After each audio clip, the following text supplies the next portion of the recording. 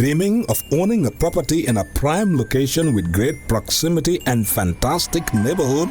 EJ Investments Sanyang Seaview Estate is the best choice you have been waiting for. Our Sanyang Seaview Estate is approximately 15 minutes drive away from the busy hub of Brusubi roundabout and into the heart of nature, where you can have a peaceful and relaxed lifestyle with your family. You can buy a finished 4-bedroom story with 5-year flexible payment plan or a service plot with 2-year payment plan option. With over 300 homes, you will enjoy big tar roads with covered drainage, modern electrification with solar street lights, gated entrance with security post, and a breath-catching experience of our beautiful sea view and lake view. You can own a home today at our Sanyang Seaview Estate. Call us today on 446-4838 or 325-9220. Visit our website on ejinvestments.net.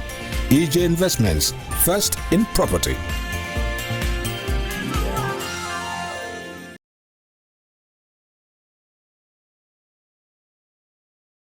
Good morning, everybody. All other protocols respectfully observed.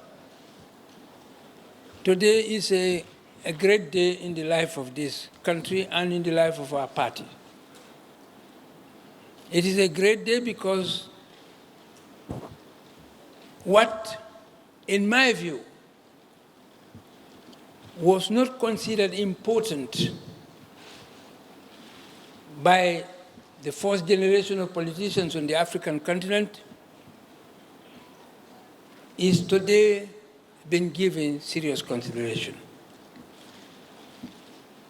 And what is that? That is the fact that a party is an instrument of leadership. As such, it has to perform certain fundamental functions.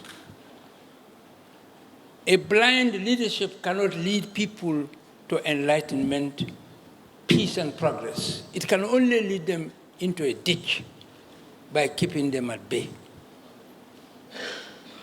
The new Gambia is a mathematical equation, which is the new Gambia plus a new Gambian plus enlightenment and plus sovereignty. And this mathematical equation, unless it is resolved, the new Gambia can never be. So, the fundamental function to be played by the magazine that is to be launched today is precisely to enlighten and inform adequately with a view to empowering people for sovereign citizenship. GONGA, which is in full language, meaning truth, will serve the function of enlightening people and also informing them on all the fundamental issues regarding the life of this country so that they become sovereign in whatever decision they make regarding the management of the affairs of this country.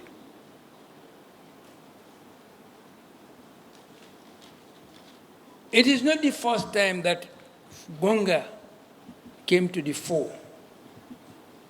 I think some of you would remember that there was one publication of GONGA some years ago.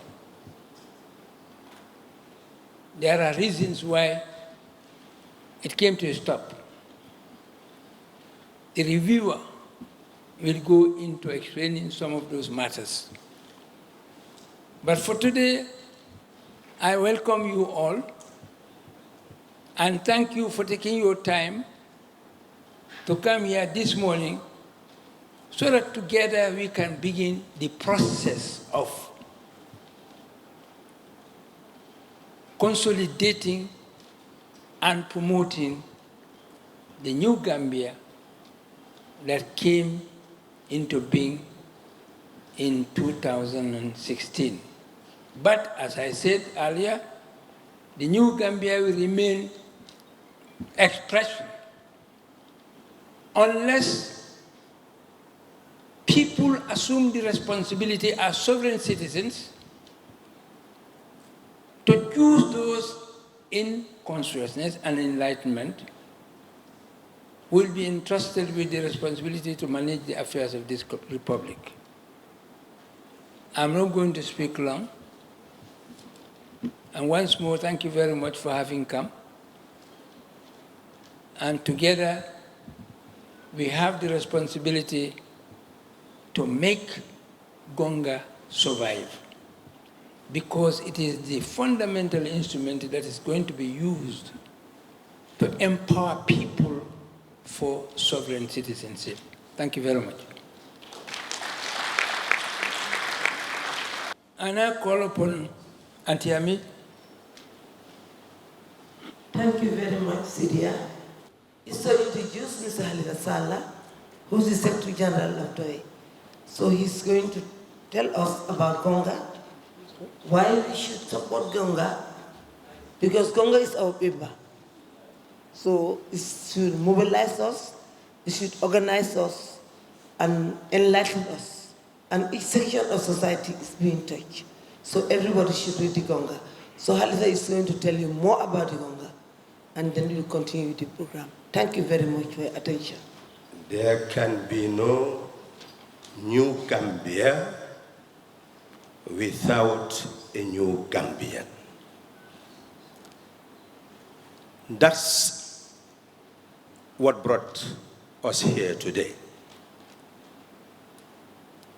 We thank those who are capable of making it. And I must take full responsibility, because our organizers were discouraged from many angles that there are so many activities that it is not prudent to hold this activity today. But through discussion, we managed to convince each other that delay would be irresponsible. Gambia is in crisis. And it's a crisis of mindset. We have a nation, but we do not agree on which path to take to build a nation where all of us will call our homeland. And we are heading towards December, and it was seen absolutely necessary, regardless of the odds, to hold this lunch today. Who are we? That is what we are here to define. What do we own? That is what we are here to identify. What should be our duty? That is what we are here to determine. We must take charge of our destiny. But we cannot take charge of our destiny until we know who we are. The GONGA aims to help us to understand who we are. That on the 10th of August, 1889, this territory that we now call the Gambia was defined not by us, but by those who colonized us. The French and the British sat down and agreed on the borders of what we now call the Gambia. Those people who owned the territory did not agree. They continued to see occupation forces being established. And they had to confront those occupation forces until they were ultimately defeated. But before defeating them, just like the CRC is doing now, they had to sit down and ask themselves, how will we govern this country when we dominate all her people? 1894, they started what they called the Protectorate Ordinance, where they divided the country into a colony and protectorate. To be able to govern, they saw that, well, they must have local chiefs to control the districts. And those chiefs will be controlled by commissioners from their land, who would be under a governor from their land. Then they will create force, police force, armed force, security force, to impose their will on the people. That force became an instrument of coercion that will suppress every demand for right, conceiving the demand to be either treason or sedition, imprisonment or death for challenging the crown. That was the colonial order.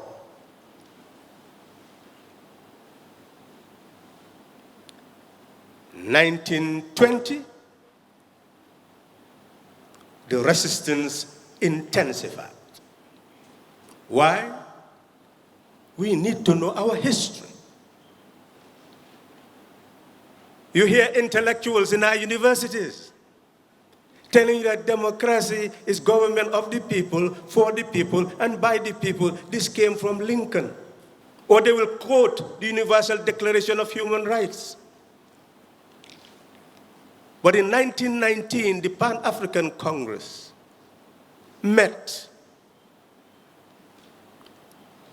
and Africans from the diaspora and from the continent met in Paris. The Du Bois, the Blessed Giants. And they came up with their resolutions that we must ensure that Africans demand their rights and get it. That they must ensure that Africa is ruled by the consent of Africans. That is democracy. 1919. That government must exist for the people, not people for the government. 1919. That is democracy. And that is why the Edward Francis Small said, no taxation without representation. 1920. We are here today. How many of us ask where our taxes go? How many of us go and vote and say that a program has been put before us and this is how it's going to address our needs and aspirations. Therefore, we take our ballot and cast it on the basis of a program. Since 1920, we were being educated that we own the country, the tax money belongs to us, the national coffers belong to us, and it should be utilized in our interests. Therefore, we must demand and determine who should manage it in our interests.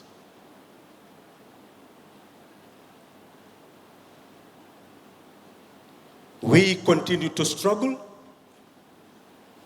and the colonial order continued to intensify domination.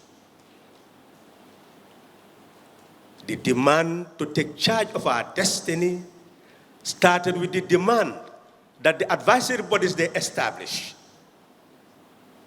must also be constituted by people elected by us. They refused. It had to be a struggle until 1947 before they allowed election to the Legislative Council for one seat won by Edward Francis Smith. That is your history. Why are we here today? How did it happen? Are they teaching that in our school systems?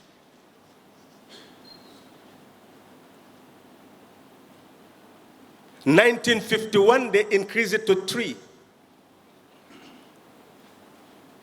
But those who participated had to rely on the wealthy in Bathurst in order to build their political organizations. And those who could get patronage had political control.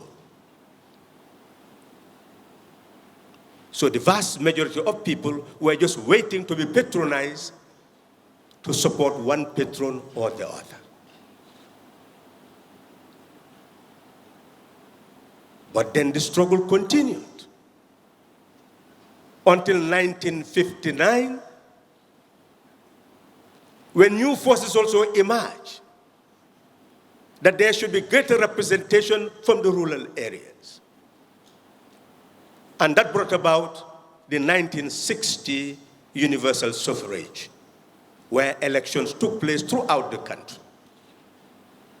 Some people claim that the party we came into being had the support of provincial people. Some even put ethnicity on the line. But the records reveal that it received only 26% of the votes. And 29% voted independent. Who were those? That shows that Gambia was evolving without the sovereign Gambian evolving. Politics was for its sake rather than for the people.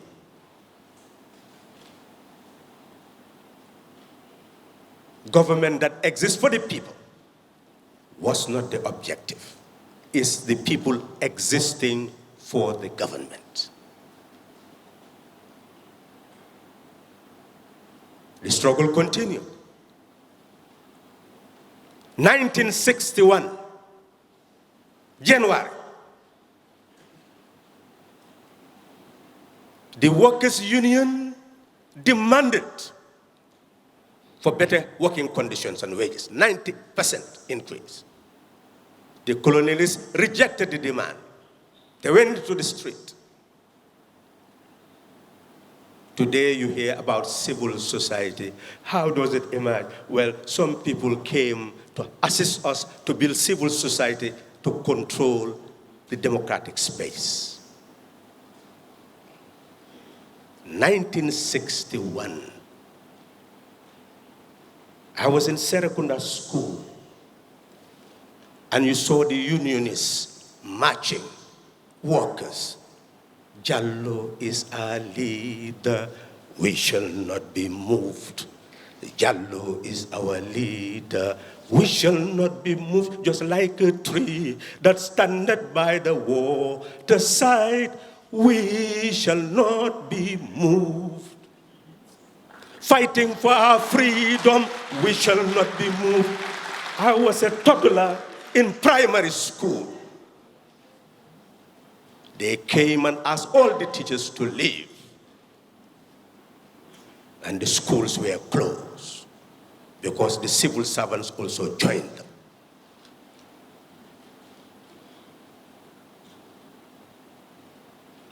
And the country had to go through a crisis.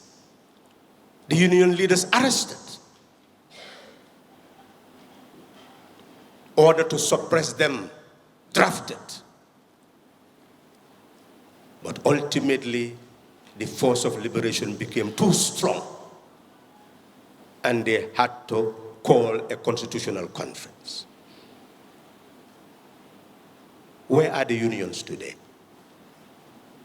What is their role in society in defending the working people? What rights do they have? Where is the Joint Industrial Council that negotiates better working conditions? And we talk about democracy. People existing for government, not government existing for people.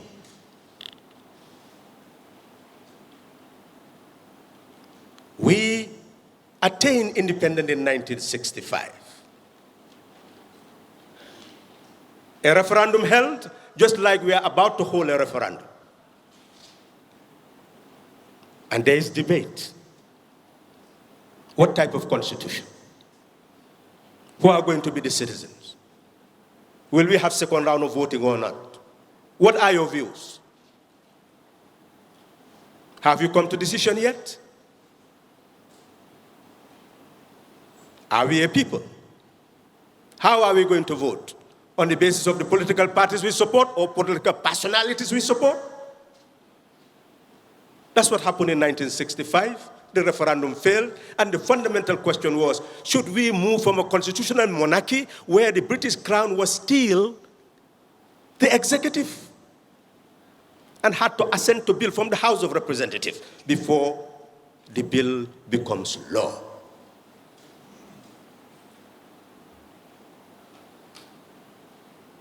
We could not have 2/3 majority, and therefore we could not become a republic. Who educated the people?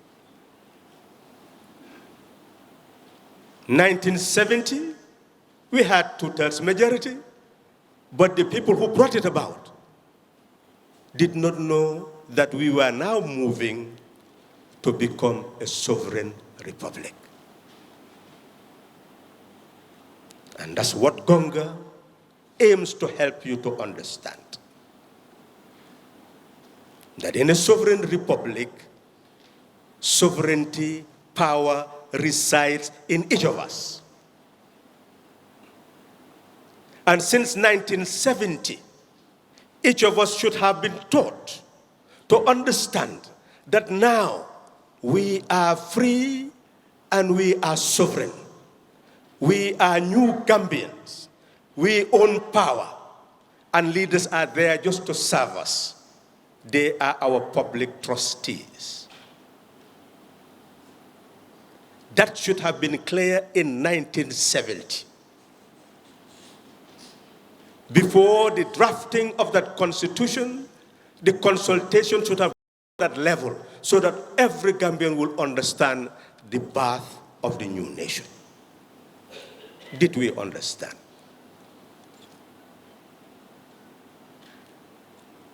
Gambia continued, and DOI emerged. Why did it emerge? We, like Edward Francis Small, became exposed to universal knowledge.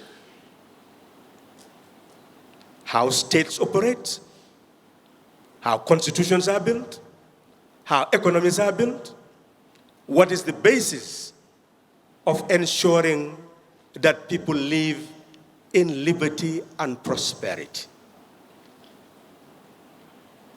We turn and look back and saw a society in shambles. People in the rural areas living in huts, no roads, no hospitals, no schools, too scarce to help uplift the population. We saw people living in poverty, having been born in poverty, growing in poverty, aging in poverty, and dying in poverty. We ask ourselves the question, do we belong to these people? Is this the Africa that people fought for to be liberated? That people died for to be liberated? That people were imprisoned for to be liberated? Tortured for to be liberated? Is that the Africa? Our answer was, our education was meaningless unless we transform that education into a tool of liberation, of eradicating the poverty of our people under tyrannical subjugation. We saw that we need to establish a political party whose fundamental aim would be to eradicate poverty and tyranny. That's why DOI came into being. 1994, a coup d'etat.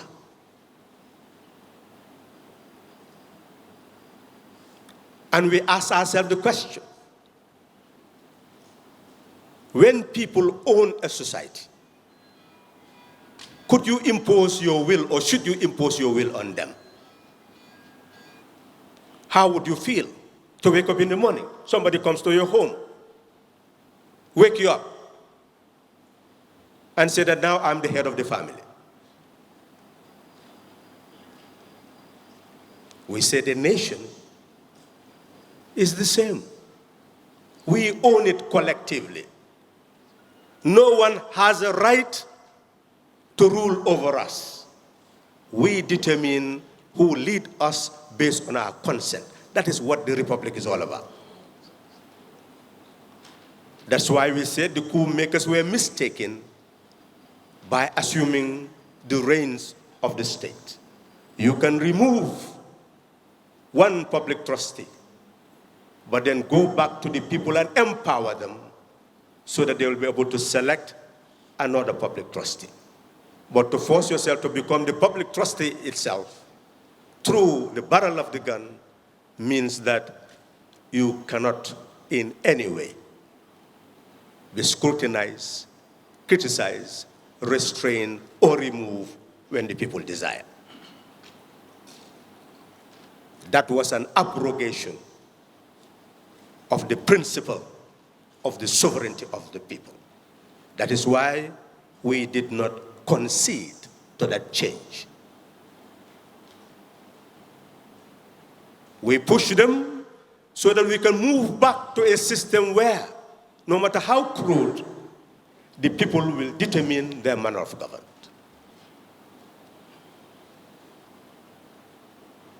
And that is why in 1996, elections to the office of president was held again. And a constitution was drafted to guide any new process in managing the affairs of the state. Many people question that DOI which emerged in 1986, educating the citizenry to understand that power belongs to them, to understand the resources of the country belongs to them. Why is it that in 1996, after going through all the struggles in pushing the country to move towards the restoration of the republic, DOI did not find itself at the helm? Many people continue to beg the question, should DOI not reinvent itself? Shouldn't it change its politics? How will it get to power? We are sure that may exercise the minds of some people here. That is why today we invited everybody who could be critical about our policies. The business community, the media, the university professors, the best critics that you read about. We've invited everybody here. We did not go and mobilize just our supporters and come and fill a hall. Because this is not a showcase of popularity. We are putting ourselves under scrutiny for us to be subjected to criticism so that we answer back and begin a new process. That's why we are here. For Doi, we learned from the very beginning that no opposition party has ever removed a ruling party from office in this country. So to us, that was the wrong way. No opposition party had ever removed a ruling party from office through the ballot box. What was wrong? What we discovered to be wrong is that political parties were based on patronage. And the ruling party will always have more wealth than an opposition party. So patronage alone will never lead an opposition party to remove a ruling party from office. You can just patronize more and get bigger until you reach your size and you deflate.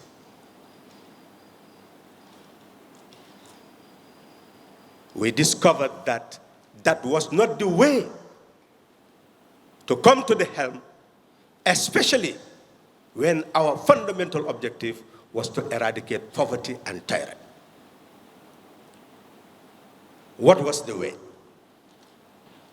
Before 1996, we saw the need to educate so that the sovereign Gambian will know that power belongs to him or her.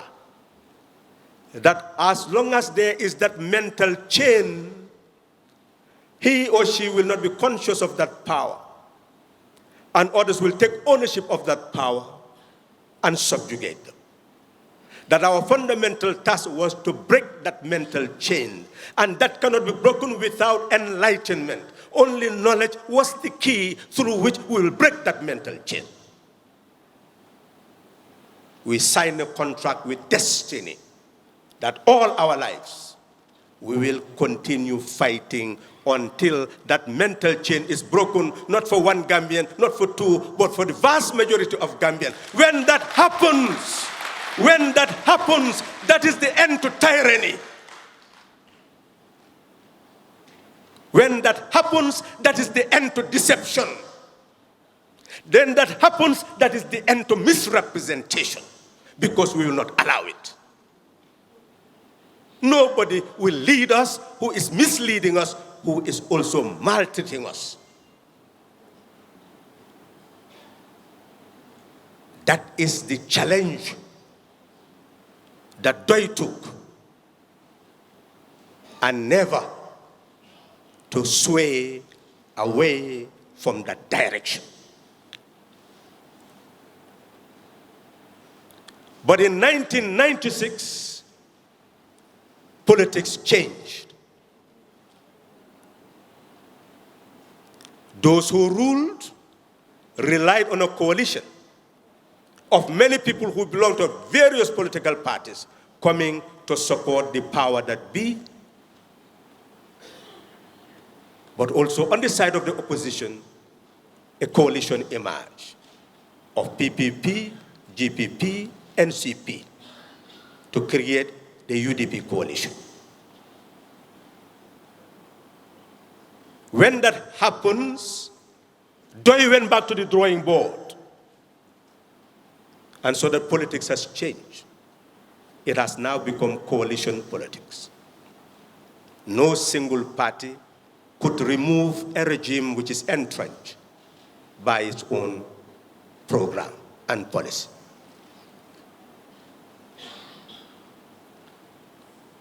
What we predicted became the reality. 2001, what happened? The coalition went to pieces. They went to the presidential election divided. The NCP had to go alone as a party. Others continued with a semblance of a coalition. The election was lost, but the lesson was also learned by the NCP. That Diba, a doyen of politics, immensely respected in the First Republic as an opposition leader, with tremendous popularity, went to the elections in 2001 and had less votes than Mr. Hamad Ba. And our pundits did not go back to the drawing board to try to study the politics of the country. Why did that happen? Under normal circumstances. In the First Republic, will you put Diba and Ba to contest in a presidential election? So in essence, people fail to realize that no party was able to remove a ruling party from office. And NCP learned that lesson. We won more seats in 2002 National Assembly election than the NRP. Though it could have continued to become bigger by building more resources, expanding our support among the young population, and work for another 5 years to say, well, we'll have 10 seats in the next following election. We could have utilized that strategy. Most likely we could have gained more seats, just like we have gained more seats very recently. But Doy's focus was changing a system. And we realized that we cannot change a system until we could change the regime. Because most Gambians were taught that nobody can remove a ruling party from office. Karta keso buka mansa boyindi. Karta munuta gene bour ci rew.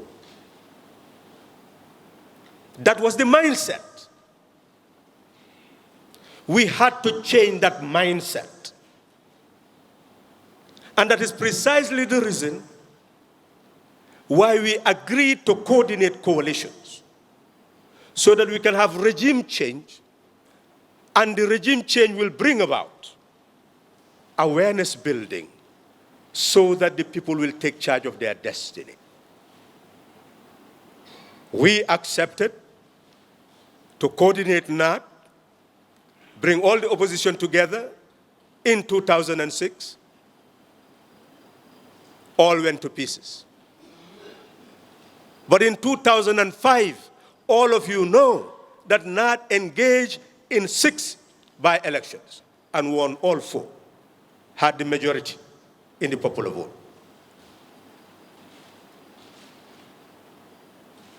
We saw that coalition could bring about regime change. But the regime change that should ensure that we move towards sovereign ownership of our power must be guided regime change. That is why NAD said nobody will be the presidential candidate other than the person who will start on the NAD, not any other party. And when that happens, we will ensure that for the 5 years, we'll all work together to build a new country. Use the media to educate our people so that they take ownership of power.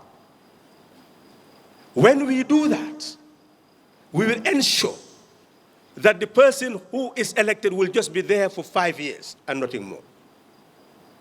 Will not stand in the next following election and will not take sides. That's what we agreed. In order to create the basis for a new Gambian to emerge and for system change to be possible. That did not work out. 2011 we tried, it did not work out. 2016, change came. A regime change came.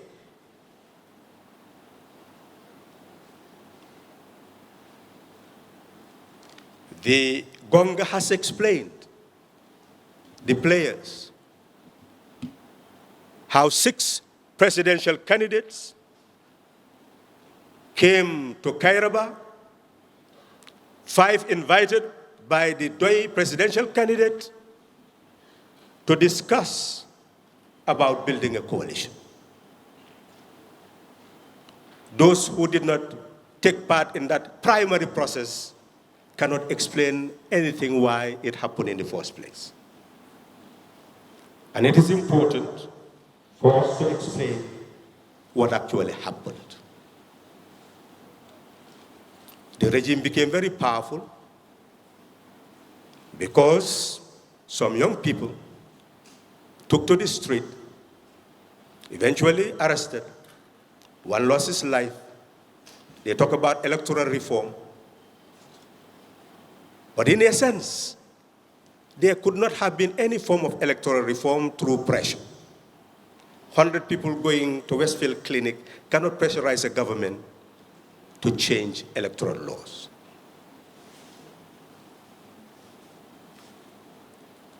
There were many people in the diaspora who were desperate. And many believed that change could never come through the ballot box. Consequently, many felt that unless there was a mass uprising, there will be no change. And in a country where people depend on getting a bag of rice or sugar to vote for a candidate, what or which sane mind will believe that those people will take the street and remove a government from power? So it was very clear that two tactics were possible: mass uprising or coalition building. We moved towards coalition building. Read our agenda 2015. We analyzed everything that would convince someone that coalition building was possible and change was possible. But some did not believe that that was possible. And therefore, many believed that there must be a mass uprising. So the state was very much ready for that and was focused on that, well armed for it. And some young people who met at Tango, whom I've heard saying over TV, etc., that they were building a coalition, they will tell you DOI was never a part of that because they were there right in the net of the NIA, just waiting for time to be cleared. There was no force, nobody building any form of coalition that could have materialized to effect the change of 2nd December 2016. And anybody who claims anything to the contrary, we invited everybody, and we are going to have more and more symposia. Our young people are ready now. They are shaped. You've had them in the forum. And their forums are going to expand. And they'll become more disciplined. We'll ensure that there is no infiltration by those who insult, those who have no message.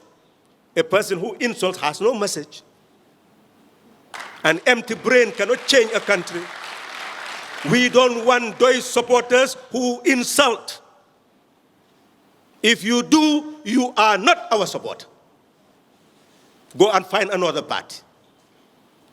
We are a party of thinkers, ready to challenge ideas in order to determine how our country will be able to eradicate poverty and tyranny. It's the poverty of our people that is in our minds and hearts. That's what's sickens us. That's what pricks us. When we see these women with their babies on their back under the hot sun in the street everywhere trying to sell to be able to have a day's meal. That is what pricks our heart. Nobody should tell you that anybody, anywhere, organized anything to build a coalition that led to the change of 2nd December 2016, other than the trajectory of the meetings that started at Kairaba. That is what gave rise to further discussion. And I continue to emphasize, this nation must honor Dembo Bojang. This nation must honor Dembo Bojang. I promise him that what he did will be said everywhere. When the UDP leaders were at mile 2, he came to the inter-party committee, worked with us. The inter-party committee combined together. We went to Tujereng, we went to Kafuta. There is nobody's home that we had not visited who proved to have been in detention, whom we knew. With him, many people don't know. Many people in that party even are not aware of that. Maybe the leadership is not even aware. But that's what happened. And he was working closely with us to influence the state for their release. Somebody asked him to call for a meeting of the Gambia opposition for electoral reform. He went to every hotel, he could not organize it. And he came to me, I said, well, that trajectory is not my trajectory. Just wait. We have started something, and everything will work out for good. And he waited. When the time was up, he was seen that now called the meeting of the opposition parties, invite every stakeholder so that they know that we did not want to elbow anyone, because some felt that we were trying to elbow people so that we can be the presidential candidate. But we wanted this to be a clean process. And I am confident that when we started meeting at Kairaba, the head of state must have said, so these people are meeting at Kairaba. They are really ready for election, because he will know everything that we are saying there. If we met elsewhere, somebody will go to him and say, they are meeting to overthrow you. The arrest would have started. So meeting at Kairaba was a tactical move, so that he knows that we are ready for election. And he must have said, I've already won the election. Leave them to meet there. They are dreaming. I hope he will write his biography. So essentially, this is the change that occurred. We eventually signed a memorandum of understanding. Agreed that the person who will be selected president will resign from his party, so that the candidate will be a candidate of the Gambian nation. And we'll be there for 3 years, and we'll work together as one people, not parties, to build a constitution, build the laws, build the institutions, change the security apparatus, give them a new direction and mentality. Rather than force, they become service. Everything was outlined, captured in a manifesto, campaign. All Gambians became united. Even if you oppose us, you did not hate us. The ruling party became more tolerant. Its members became more tolerant. We didn't hear fighting. We didn't hear arrests. The little that happened, I just go and then negotiate, and that will be the end. We manage our young, free them from insults, give them greater spirit, greater culture, and they listened to us. And they were in their tens of thousands, but we guided them. They accepted guidance. And ultimately, we effected the change to be able to consolidate one Gambia, one nation, one people. One Gambia, one nation, one people. That was the slogan. So in essence, the victory brought about the first change of a ruling party through the ballot box for the first time in Gambian history. We went into the impasse. The impasse could have led to war. And a lot of lives would have been lost. Eventually, we managed it. And when the defeated president decided to leave, There was a power vacuum. The president was in Dakar. What should the security forces do under those circumstances? Who will control the banks, the government departments, government papers, documents? So that only happened. I'm just not explaining. But there are many people to be honored. The former Secretary General had to be directed to direct all the permanent secretaries to ensure that not a single leaf disappeared, that they should manage their offices, otherwise they'll be accountable. And they should be ready for the coming of the new president. The current Minister of Interior was the liaison with the security chiefs. The day the president was sworn, he was called. What is your position now? Everything is okay. We are with the Constitution. That was his word. We are for the Constitution. But what is happening at State House? Well, we believe that he will go. That's where I was getting correct information. When he was ready to go, well, we now know that he is going. We started our meetings right there with the security forces.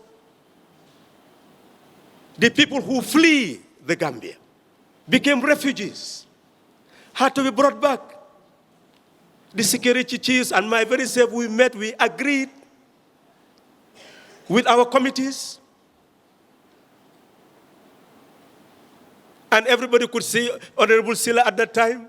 Maybe that's why you won in Banjul.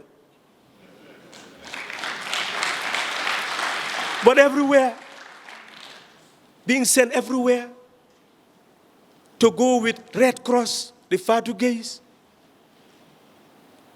so that we prepare, gain resources. The security chiefs got water, everything from the business companies. They coordinated everything with our team. We brought those refugees back.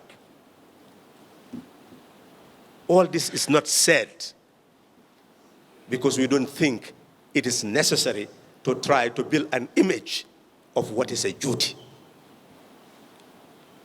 To build an image out of what is a duty. Then the issue of economy coming into the country. Gambians were saying, come and liberate us. And if that happened, how many deaths?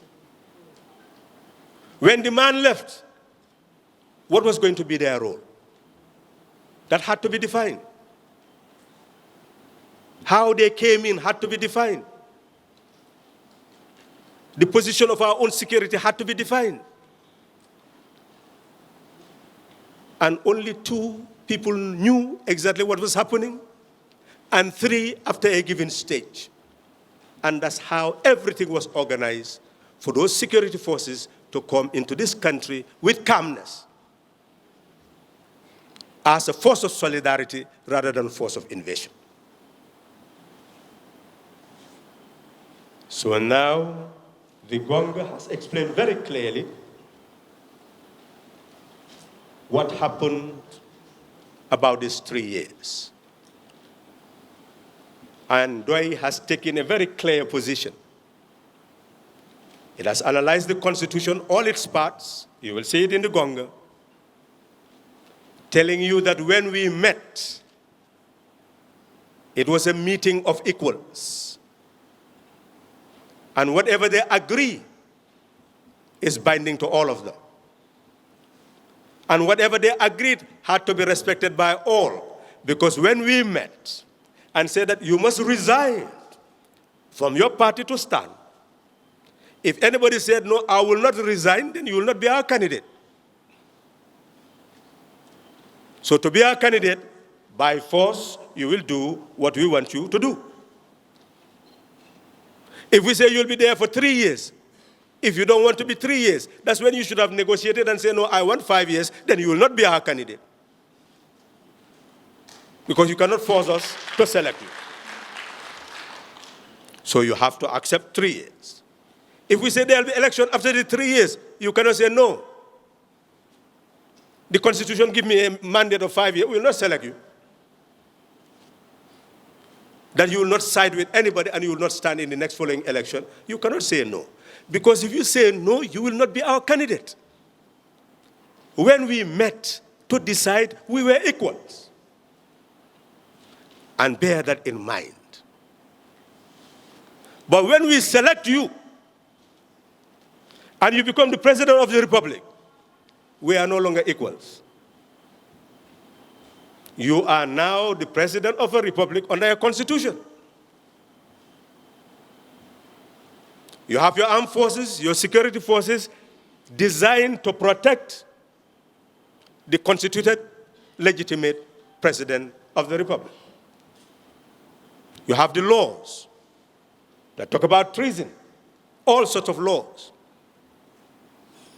So it means that once you are elected a president, you are no longer equal to a coalition. And those who say the coalition should have prepared something so that this will not happen, that how can you allow this to happen?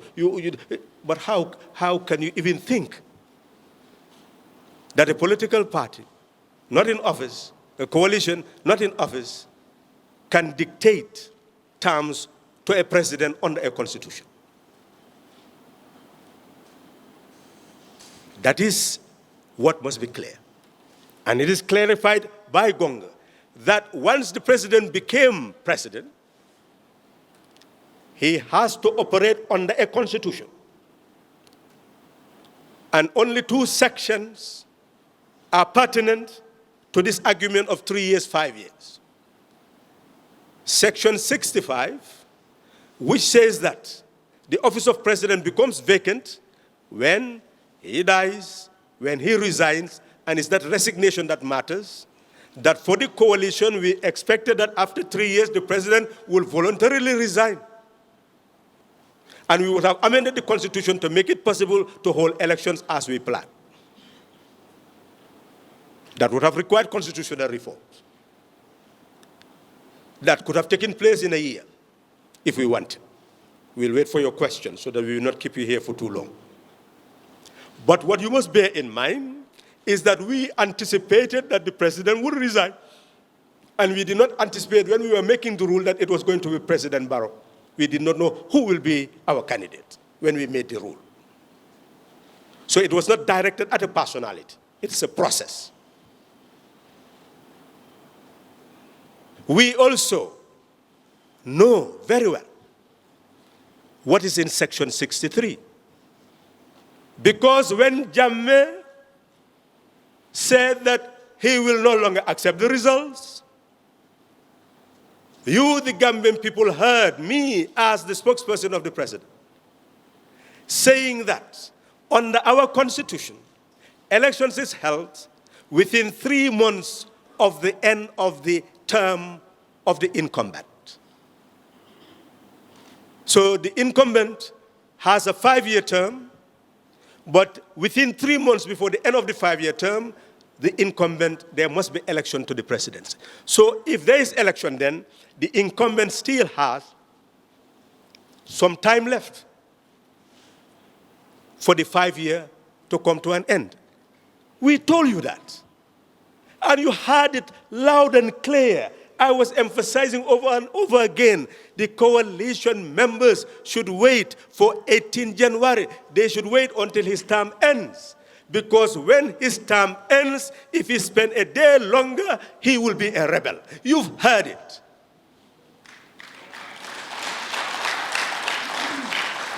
Why did we say that? Because that's what the Constitution says, that he has a 5-year mandate. So we knew that very well. But we wanted to give Gambia a new start. 30 years of one government in the First Republic. 22 years, we said that that is enough. Let's now give an example of 3 years. Then whoever comes again, if we have 2-term limit of 5 years, you will not think of staying in power or amending the constitution again like you've seen in Guinea.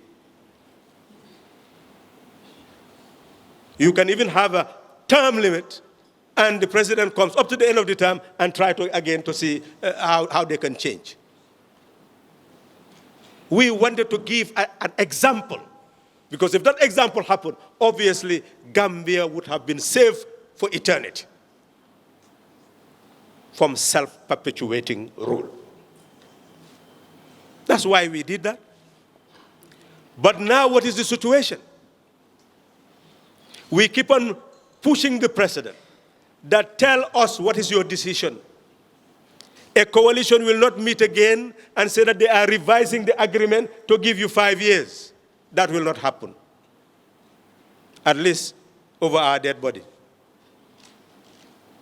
Because we will show that whoever wants to do that, that you are just misleading yourself. Because we know that you will not have any legal argument to be able to do that. So consequently, we emphasize that it is left to the president to say that he will stay for 3 years or he will stay for 5 years.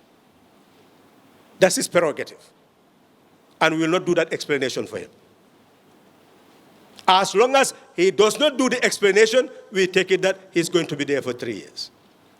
But all of you heard in unison, the vice president said that their first cabinet meeting, they agreed that the president will stay for 5 years. When the vice president said that in Parliament, at the National Assembly, for us, Doi, that was the end.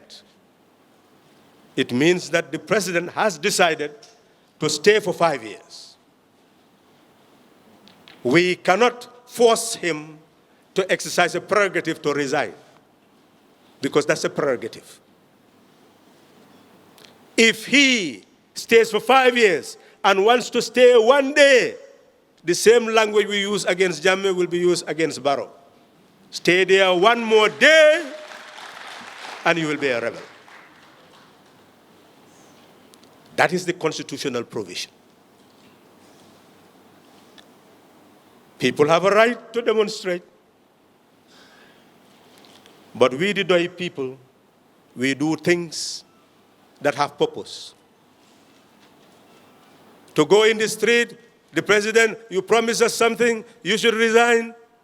And he said, I will not resign. You are there for 1 week, 2 weeks, and you go back to your home, and he's still the president of the republic. We don't see any meaning in that.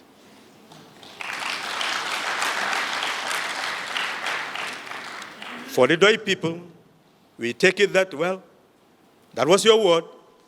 You've reneged. That's left to you and history.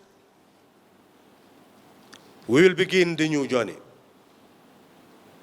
And that's the new journey that GONGA wishes to take with you.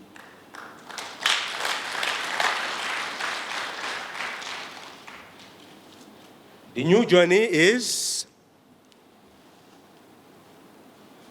we have effected regime change. I constantly tell my colleagues, for me, if I die today, I will die in peace. You will be surprised with all the poverty. Today, if I die, I will die in peace. Because the Gambian people are liberated.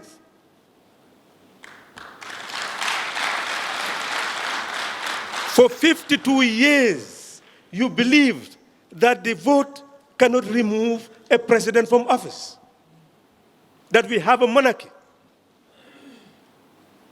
On the 2nd of December, 2016, you went and removed an entrenched power with military and economic might from office. Who on earth can be entrenched again?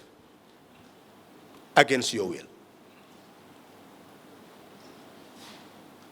So in essence, on the 2nd of December, all of you discovered your sovereign power. You have the might of the land in your hands. If you are divided, you will be weak. if you are united, you are mightier than thou. So that is the liberation. I am convinced now that in the next following election, whatever Gambians do, that's their will. And they have their will to live in poverty for eternity. Who am I to tell them not to have that will? Our duty was to effect regime change so that you can take charge of your destiny. And now your destiny is in your own hands. If you are now to be the architect of your own destiny, you want to build this hall, you must plan. You must know the sketch. And that is what you are required to do to be new Gambians. Whoever wants to lead you must give you the sketch plan that he or she or the party wishes to rely on to address your needs and aspirations. Then you select them, just like you select the builder to build your house. That's your duty. And that's what GONGA is emphasizing. That the people are awakened and they will never go to sleep again. They have discovered their right, that they have a say, and will never be silent again. What is important now is for us to build a community that can engage in conversation about the destiny of our land. To be able to exchange ideas so that we can make informed decisions. The GONGA is reflecting what DOI is saying. DOI is saying that there are 7 pillars that must be looked at and built before you can have a self-reliant and self-determination capable of eradicating poverty and tyranny. We emphasize that there is the economic pillar. This year, you are going to put $28.7 billion in the national coffers. 25.3 is what comes from your tax, non-tax, and also from foreign support, external support. But 3.4 billion is left. You must go and borrow to have that part. And your debt has increased to 65.9 billion and increasing. If you share that debt portfolio, each Gambian, even a newly born one, because we are not yet 2 million, will carry a debt burden of $28,000. That's what the GONGA is telling you. Now, how are we going to eradicate poverty? That is the question. That you are giving wealth to a government to manage for you. How are they going to use the resources to provide you with better health, education, better roads, employment, all sorts of services, electricity, water supply? How are we going to bring that about? That is what must be determined by the economic pillar. What DOI is proposing, and listen very carefully. You will hear people who say DOI is socialist. They said when they come to power, everybody's property will be seized and distributed equally. We are telling you that you have a debt of 65.9 billion. That's the poverty that is distributed. That's why you have 48% of the population living on less than $1 a day. So we are saying that you need to know what economic policy is and what policies will eradicate our poverty. Our solution is simply this: that you have to understand your population. The vast majority of people are living in the rural areas. Most are farmers. There is a growing youth population. They'll give you the statistics that youth employment is all false. I've interrogated the minister and said that Section 44 of the Labor Act is saying all those seeking jobs should go and get registered. They have not even started the registration process. How can they determine unemployment rate? You have a growing youth population, some urban, some rural. Women population, urban, rural. How are they going to get employed? How can they get means of income? That is the question. And every political party that appears before us, before you, should be questioned. Every youth who said, support the youth so that I become president, ask the youth the policy. Women, support us, we are women. Ask the woman the policy. We want policy. Not just personality, not age, not gender. All that is important. Give it credence. But primary policy. Tell us how you wish to eradicate our poverty. And this is what DOI is telling you. It is saying that we have what we call cooperative sovereignty. We own the land. We own the waters. We own the atmosphere. The Gambian people own the Gambia. There are resources, terrestrial resources, marine resources, atmospheric resources, like the sun, the heat that comes from the sun for energy, renewable energy. All this belongs to us. We are employing a government, give the government some money so that they can think for us how we can harness all these resources in order to be able to eradicate our poverty. Now, some people are saying, the current government, the Second Republic, the First Republic, that we must leave development to the private sector. They will build the factories. They will also carry out extensive, large-scale agriculture. Then they will be able to employ the population. That's the policy of the current regime under its first Minister of Finance, under its second Minister of Finance, any Minister of Finance. If you ask them, they will tell you this is the policy. We wish to tell you that corporate tax, those who own companies pay tax. Corporate tax in 2018 was about 1 billion. In 2019, estimated to be 1.4 billion. But we had already heard me say that we need 28.7 billion to run this year's budget. How much is corporate Gambia contributing to that? Very small. So we do not have a large private sector. The private sector we have needs protection because it's dying.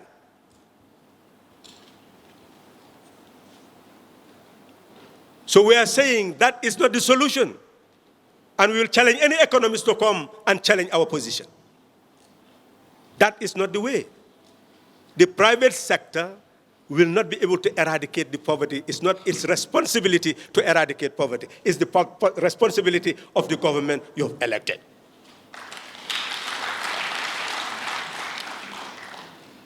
So we are saying that in an economy like the Gambia,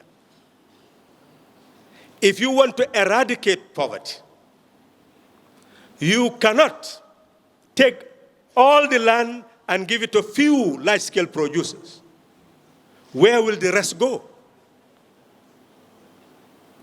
What has happened in America, what has happened in UK and other European countries, for centuries, people moved from the land and went into the urban areas, and animal traction utilized to expand production where you need less and less people. And once you introduce tractor, you don't need many people anymore in agriculture. You produce large scale. But the people that left the land went to work in the industries. And the industries also produce services. And others work in the services. So you have an industrial sector, a service sector, and an agricultural sector. If those industries did not have a world market, like the Chinese have a world market, they will not be able to sell their goods. Because their populations, especially in Europe, the populations are small. Unless they have a larger market outside, they'll not be able to sell their goods. And if they cannot sell their goods, their people will not be employed. If they are not employed, what will happen? They will die in the street.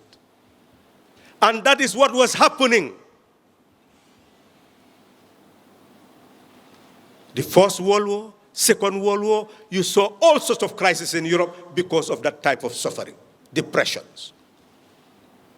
That's a long story, and we'll come back to these issues in your universities, in your schools, in halls. And now we are going to be engaged. It's a decade of enlightenment that has started. We will continue to engage every sector of Gambian society. So that is what happened in Europe. So when they suffered the crisis, labor movements developed. They became parties. They started to fight for the right of the working class. They began to develop social welfare systems where they will be able to tax corporate bodies in order to provide social welfare. Old age pension, disability compensations, all forms of compensations. Unemployed citizens also given work. So this is what happened in vast part of Europe because of their external market. That's how they managed to survive. For us, when you are not employed, who gives you unemployment dues? It's not there. Extended family is what is helping the society to exist. There's no social welfare. So in essence, then, we are asking the question, what type of system is appropriate for the Gambia? That's the question before us. And for DOI, we look at all the family farms in the country. We look at the herds persons in the country, the vegetable gardeners, the fruit producers. We look at the ocean and its fish. We see natural resources everywhere. How do you put the people to work? Some of them will say, well, let's train the young so that they can acquire skills, entrepreneurial skills. Yes, give them the skills. Then what do they do afterwards? We are saying it's a fundamental law of economics that without ownership of the means of production, you will not be able to earn an income unless you are employed. There can be no self-employment without ownership of the means of production. Don't fool the young. Don't put them to sleep. Don't make them dream dreams that cannot be turned into reality. And that is what the agenda is in the world today. Every youth, be prepared to be an entrepreneur, but you will never own the means of production to be one. DOI says that we must put that to an end. How are we to put it to an end? Let us give you example, and then we'll tell you the PDOIS program. In the 1970s, when GPMB was a public enterprise, it had over $100 million invested in reserves outside. 100 million in the 70s. Now, what the Chinese are doing, a good example, they have been in the Gambia before even the current situation. They built the State House, they built the Supreme Court building, and many other buildings in the country. It was a Chinese state construction company.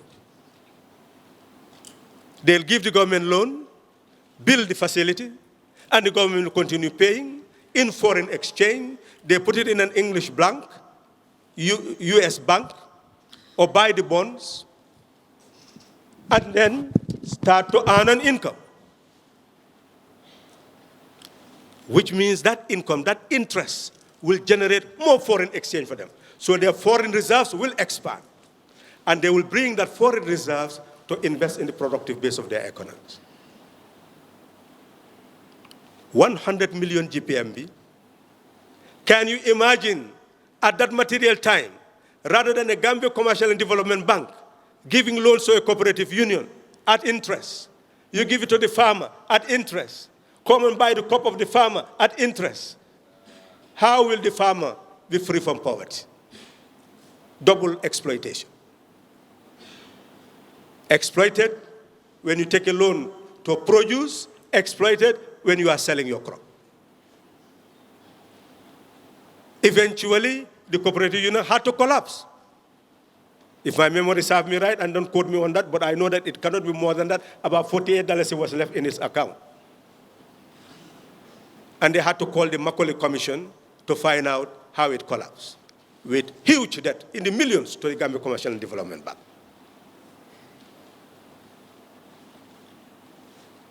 We are saying, if you had established a cooperative bank, because this is public money, came from the farmers, you put a cooperative bank, give the farmer fertilizer, seed, farming implement. They produce at a larger scale. And the cooperative bank will not charge interest. It will only charge service charges. Service charges, considering inflation and all the other factors. Movement of goods, everything, service charges. The farming income will increase. And the cooperative bank will lose nothing. That is what we are proposing. That is the PDOIS agenda, to eradicate poverty in the farming community. We are saying, and GONGA says it, you will see what is written. 2014, 1.7 billion importation of rice. 2015, 1.5 billion. 2016, about 1.9 billion. 2017, 2.4 billion, and it goes on and on. 2 billion. And 2018, 2.4 billion. All this is rice being imported. You organize the farming community, they could have produced all that rice. Billions would have stayed with the farming community. To thresh the rice, you have appropriate technology, milling facilities, and you have cooperative ownership of that. Then the young entrepreneurs are coming. They will own in corporation.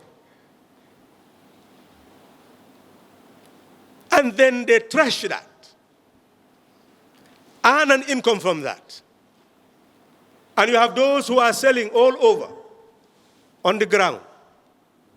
Rather than on the ground, the cooperative will come and address that problem. A whole area well planned. Look at our towns. You just get up one day, oh, these women, they are blocking the street, we must remove them. Yes, you remove them like stones and dump them anywhere you wish. How will they live? Rather, we are talking about a Ministry of Rural and Urban Development that will guide all our councils to engage in spatial planning. You will know where residents will be, where markets will be, where hospitals will be, where recreational facilities, where people can sit and rest, sidewalks, proper drainage.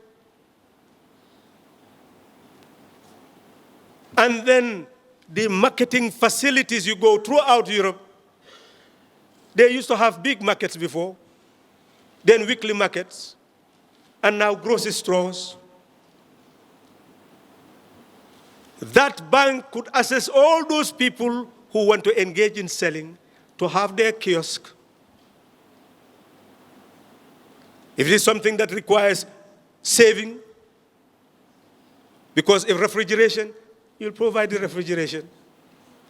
And from the mills, they come to those who will sell directly to the consumers. You've created a chain of producers, processors, and marketeers, and consumers. That is what DOI is proposing. How many thousands of people will be engaged in such an enterprise? We are saying that not only that, you must see the development that is necessary in a village. Today, you will hear people even tell DOI, if you want to be at the helm, you must go to this village there and dig this borehole. We heard that this party is digging a borehole there. They are really engaged in development. And Gambians are saying this in the 21st century, that the politician must go and fill his pocket with money and come and dig a well to be given a nation. You are not asking the question why that village cannot produce its own water services. You go to a village, they've been existing for centuries. You will not see any village treasury. The villages have never had a source of income. And the human being needs individual income and social income. Individual consumption and social consumption. Because we need hospitals, that's social income. If we don't have something that will build that, how will we have the hospital? So we are saying that all the villages, as you have family farms, you will have village farms. If they are close to water, they can have aquaculture, anything. If they are in a mining area, they will have shares from the mines. If you put any lamp pole or any facility that will require you to earn an income, you will pay them their royalty. If you dig borehole to provide supply of water to sell, you will pay them royalty. So we are saying the village will have an income and will plan its income annually to provide its services. And then the central government will come and give an input. 100 million as an example for GPMB in the 1970s, 1977, 78. How many public corporations at that time, NTCs, all forms of public corporation? And we could have done more prospecting, as we are now seeing Batokunku Sanyang, they are mining sand minerals for years without anybody knowing how much is coming from it. That is public property. You need a company, a mining company of the state, that will negotiate with those with the equipment and make sure that the state has a majority share. Or from what it earns, it continues to buy until it has majority share. That's how you plan. And that would have been sovereign national wealth. You look at our ocean. Vessels come, take our fish and disappear. And we say we have a national navy. What about a fishing fleet? If you can have a navy to go and supervise what happens in our waters. What are our fishing fleet? You can own a navy fleet, but you cannot own a fishing fleet. Does that make sense?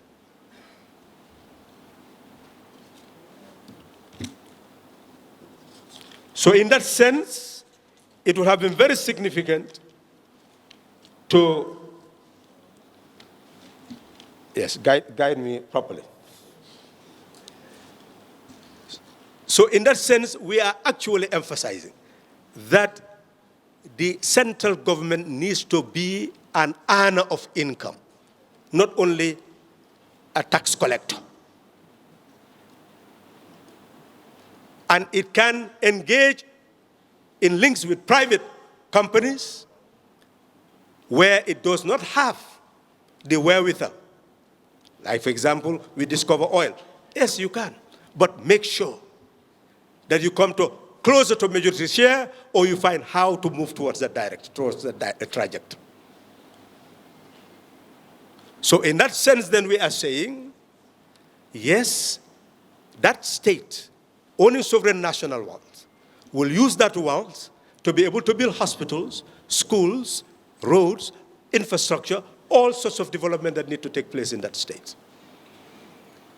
And I will give you a clear example. You can see Norway. Nigeria is there with its huge oil reserves. Angola is there, huge oil reserves. Many countries, oil reserves. But look at the people. But look at Norway, a population of 5.4 million. They use their oil and turn it into sovereign national wealth. And the state will invest in all sorts of cooperation outside. The Microsoft that you are hearing, all these companies you are hearing, if you go and check Norway's share, you will see Norway having a large share in all those companies. And that's what the Chinese are doing. And now the sovereign national wealth of Norway has reached $1 trillion. $1 trillion.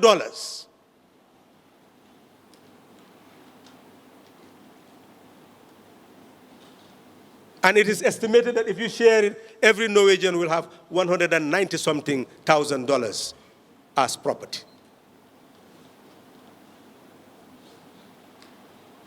Countries have to be planned.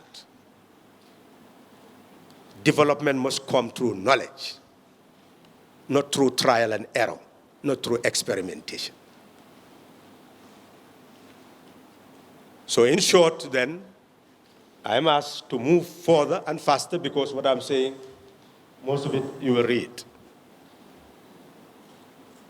So in sense, in terms of the economic pillar, we are saying there is a private sector which exchanges in monetary terms foreign exchange equivalent of $1.6 million annually in foreign exchange. But when it comes to the productive base, it has assets in terms of the banking system of only $22 billion. External asset, $9 billion. How much are they giving the productive sector of the private sector? It must be very little because they can only pay $1 billion worth of tax. So there's a very small sector. But $1.6 billion is circulating. Where is it going? Outside. Circulate and goes. Something must be done to help the private sector to be productive, to generate employment, pay tax. That is part of PDOIS plan. It's not to eradicate a private sector, but to make it a corporate partner so that it can carry out its corporate social responsibility. That is what we are saying, and to create an environment that makes that possible. We are saying that remittances coming into the Gambia goes to over 5 billion in 2018, estimated to go to over 6 billion in 2019. So we are saying Gambians abroad should be properly guided so that they will be able to invest what they have in the productive base of the economy. And this can go larger afield in helping them to develop greater cooperation with other African countries so that they can build large establishments. But we'll be coming to these issues more and more in subsequent debates. So we need to have not only the private sector, we are saying the leading factor is the cooperative sector, because this is where the vast majority of people could be helped to eradicate poverty, as we have said. That those in farming, those in fruit production, milk production, oil production, all the areas, because we need import substitution. We need import substitution because GONGA has told you that our deficit in 2017 was over 24 billion. In 2019, estimated to be, in 2018, over 31 billion. That is just deficit. All the facts are there in the GONGA. You read it. From 2014 to 2018. You see deficit after deficit, 11 billion, 12 billion. Now reaching 31 billion. And most of the things that we are importing, we can produce, oil, milk. So it shows that if we engage in import substitution, the processing will be done by our own people, using appropriate technology, and that is how income can be earned, and that's how our economy could free our people from poverty. This is the DOI model. We call it the cooperative model. We've shown that the central government must also own sovereign national wealth, our minerals, any oil we may have, or the natural resources. We can produce all the plates that we have in the country, all the pottery we need, because we have the mineral. So in that sense, we are saying the informal sector, which is a smaller sector, will also have, yeah, how much time?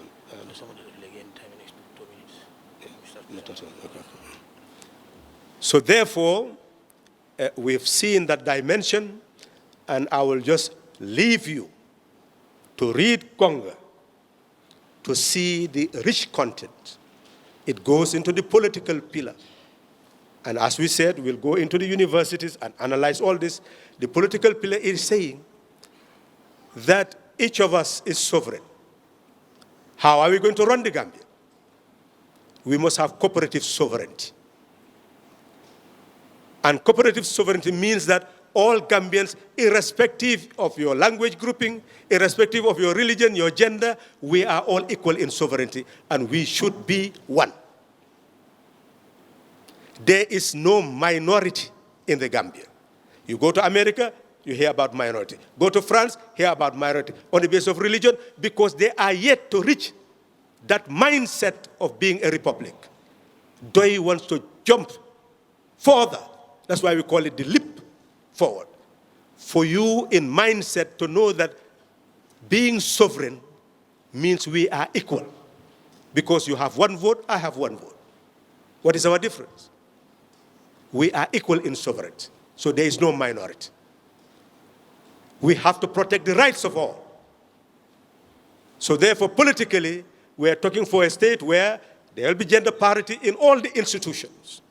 Cabinet, we have started that in our party, that all the positions in central committee, etc., we have 30%, more than 30%. And that should increase to be gender parity. And we stand for that in all parts of the Constitution. We've said that the youths are being disadvantaged because 0 to 29, constitute what you call the youth population, because if you are 0 to 29, you cannot be a president of the republic, because you have to be 30 years to be president. So we consider that category to be deprived under the current circumstances. So they must be given more and more enlightenment to prepare themselves for executive leadership. And they must challenge all those who come before them to know exactly how they are going to build a country. So politically then, we are talking about the state which will eradicate all forms of monarchy. The 50%, you must have more than 50% to be able to be a president of the republic. Otherwise, you go to second round. All that is part of the recommendation that is in GONGA that DOI is making. That when you are president, all gifts belong to the state and must go directly to institutions of the state for distribution, if it needs distribution, or for use on behalf of the people.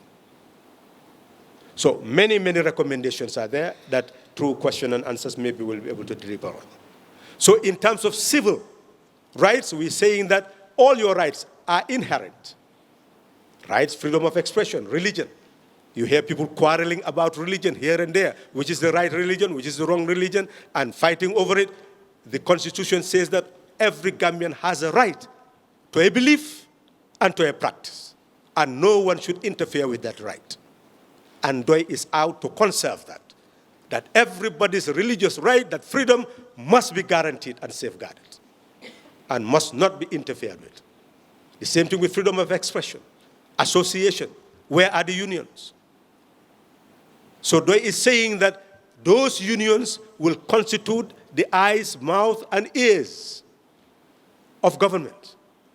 Because what they say, what they see, what they recommend is what government will use for policy. What the Women Association, Youth Association, all associations will be meeting to make a recommendation. So that when we say May Day, it's a day for all unions to meet, to examine their conditions, to make a recommendation, not sports day. So we are saying that civil society must become also the watchdog of society. That priests, imams, heads of major organizations, institutions, all will be civil rights commissioners who will be free to visit prisons, etc., wherever they hear that wrongdoing is being done, to ensure that the rights of people are protected. We go quickly to social rights. We're talking about the education system. That mothers go to work, fathers go to work, and they have babies. Therefore, there must be creches all workplaces where after your maternal leave, paternal leave, you'll be able to have the children well protected. Early childhood centers everywhere. 10-year education. And that education, early childhood education, the child will be taught to read and write in one's language. And all the languages will be written. And at that early age, you will learn to do so. And move into the first grade up to 10. You'll be prepared to understand nature and society, and also to engage in practice, to be able to learn practical work. You'll be instructed in one area of industry so that you'll be able to have the skills. That will be ingrained in the school system. That when you finish 10th grade, now you'll go into national service, where you choose your area of work and you will go and work, and at least you will be fed during that period. The state will be responsible for your feeding during that period so that you go into national service. Those who will enter into job will go into the job market. Those who wish to go into further training in the tertiary institution will continue. That is the type of organized society that DOI intends to create. We are talking about culture, house of culture everywhere. Culture is a way of life. The songs, the music, the writings, the poems, the theaters. Where are the theater halls? You have to rent or get assistance from those who rent to have sympathy for you and assist you. Otherwise, you will not be able to have meetings of this nature. But there should be community halls everywhere where Fathers, mothers can meet, talk about marriage, children, everything. Television's there so that those can go and watch. This is what we're talking about. A culture where people be in charge. The environment must not be destroyed. We'll be able to train people to have understanding of the environment. That its destruction is our destruction. You can have preventive health through that by further understanding. So in short, we're also talking about an international relation where we call cooperative sovereignty of states. That all states are equal, but we can work together to create African unity based on the needs of our people. Because today Africa is suffering, and Nkrumah told them, and that's my conclusion, that individual African countries had small economies, and they were competing with larger economies which had centuries of experience and centuries of accumulation of wealth. That they needed to come together, just as Europe had to come together after the Second World War, to have a European economic recovery program. They wanted to develop agriculture, develop industry, made sure that they created energy and generated employment. They promoted inter-European trade. That's why they established the IMF and the World Bank, International Bank for Reconstruction and Development. Countries that needed money will get money from the International Bank. And if you trade and you have a deficit, then the IMF will assist you to be able to import, but the International Development Bank, International Bank for Reconstruction and Development will assist you to be able to expand your production, to at least deal with your deficit. That's how Europe is what it is today. It's mutual support. That's what Africa needed to do. Create an African Central Bank, an African Monetary Fund, an African Investment Bank, come together, build up the oil resources of Nigeria, Angola, all these countries. Then we would have created all these funds which will help individual countries to develop in their areas of competence. That's what you call economics of scale. And that is what Doy is talking about, that let us inject this in all African countries to see that if we combine and come together, we can become a mighty force, not to rule the world, but to teach the world how might can go with justice, how might can go with cooperation, how might can be people-centered. And that is what the world is missing. That's why we are suffering. Thank you very much.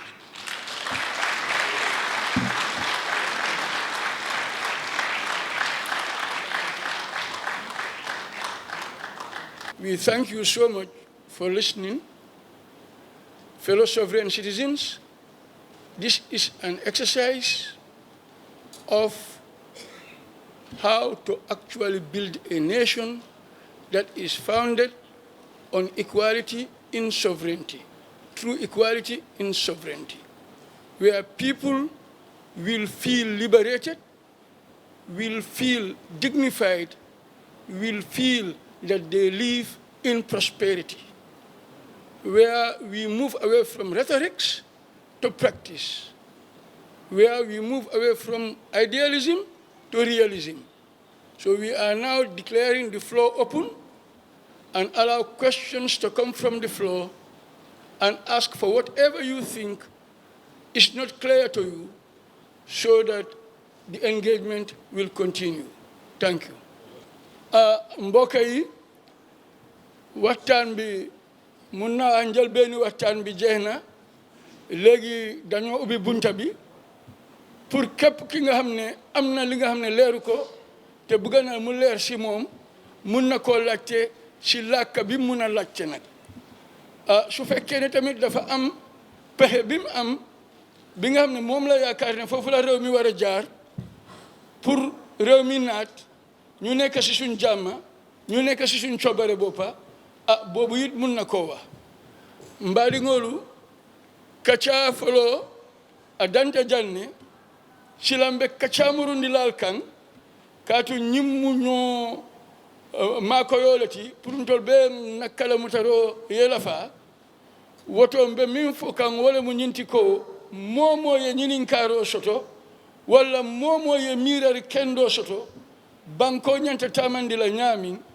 walla munne ñanta kela pour banko dingo safan soto banko fanan sike banko ti banko miya lonko abekela banko ti miya fan soto mbe microphone o dila molla ali alla jinin karoke musibbe gawoni do de yewtere aranere nden huubi yewtere hedditin nden ko dum woni ono wombe do ben meden tottude on mic on fiyu on lando kala ko anduda ko dum humpi on kala ko anduda dum labanani on lando don dum walla si tawi don jogi feere nde anduda ndem feere don sikki si leydi ndi rewi don leydi ndin hettay hoore mum yimbe ben hettay hoore mabbe kadi hido wawi yewtude dum do den ko gandal wona e dabbede kono beedore den enen fo wona e dabbede awa on jaarama. Je suis le coordinateur des organisations de réfugiés mauritaniens au Sénégal. Je ne peux pas commencer sans remercier les organisateurs que j'ai eu la chance de connaître en 1995, où en ce moment les droits de l'homme, la Commission africaine des droits de l'homme commençait à prendre de l'ampleur. Et donc je vous remercie infiniment parce que votre organisation, votre parti, votre structure nous a beaucoup aidés durant ces périodes extrêmement difficiles, après les fameux événements dont vous connaissez, qu'on appelle les événements Sénégal-Mauritanie. Et je ne reviens pas là-dessus, je pense que l'histoire de Kerr, vous avez beaucoup fait. En première question, GONGA. Pourquoi ce titre? Et qu'est-ce que vous pouvez insinuer en utilisant les langues nationales? Parce que votre journal s'appelle Corée. Maintenant, il y a d'autres trucs qui s'appellent GONGA. Et peut-être qu'il y a d'autres choses qui vont venir. S'il vous plaît, ça va pourquoi. La deuxième chose, l'Afrique, selon le professeur Kerr, et à son âme, il a dit que c'est le berceau de l'humanité. Et malheureusement, et le professeur Khalifa l'a montré, actuellement l'Afrique est le berceau des malheurs. Avec toutes les ressources que nous avons, nos populations sont en train de souffrir. Et je voudrais seulement un élément que vous avez commencé à parler, sur l'énergie, le pétrole, le gaz. Tous les pays, même à côté du Sénégal, ça commence à faire. Quelles sont les dispositions ou les idées que vous avez, vous, en tant que parti, prenez le pouvoir, vous allez faire, au lieu que ce soit un malheur, ce soit un bonheur pour notre gouvernement. La troisième et dernière chose que je voudrais parler un peu, c'est les relations internationales. On n'avait pas beaucoup parlé. C'est très important pour un petit pays si on doit le dire par rapport à la taille et sa population, mais un grand pays par rapport à son histoire, la dignité, son intention de s'élever par rapport au continent africain. Qu'est-ce que vous pouvez nous dire au niveau des relations internationales si votre parti doit I think all of you have heard him speak in French. I'll just explain certain things as an answer, and Celia will answer it in French. It is important that we see that he is in Senegal, but is leading a refugee organization, and is here because of a human rights conference that is here, and chose to attend the program. He is wondering in terms of the magazine and how we see our national languages. I think you've heard from what I've said that, in fact, from early childhood, reading and writing will be mandatory for the children in the languages of the country. And what we are trying to do for a year is one language. Another, GONGA is another language. We are planning to have theater groups. They'll be named another language. So at the end of the day, we'll have all the languages in the Gambia represented in one area of operation or activity or the other of the party. I'm sure if we move, it's just we are trying to save time. Otherwise, you will hear people speaking Jola, in Manjago, in all the other languages, as we usually do. But in conferences like this, we are conscious of time. Now, what he is emphasizing also is the situation of resources. Oil is one example. Senegal has even discovered oil. What is the plan for that? You've heard me mention Norway.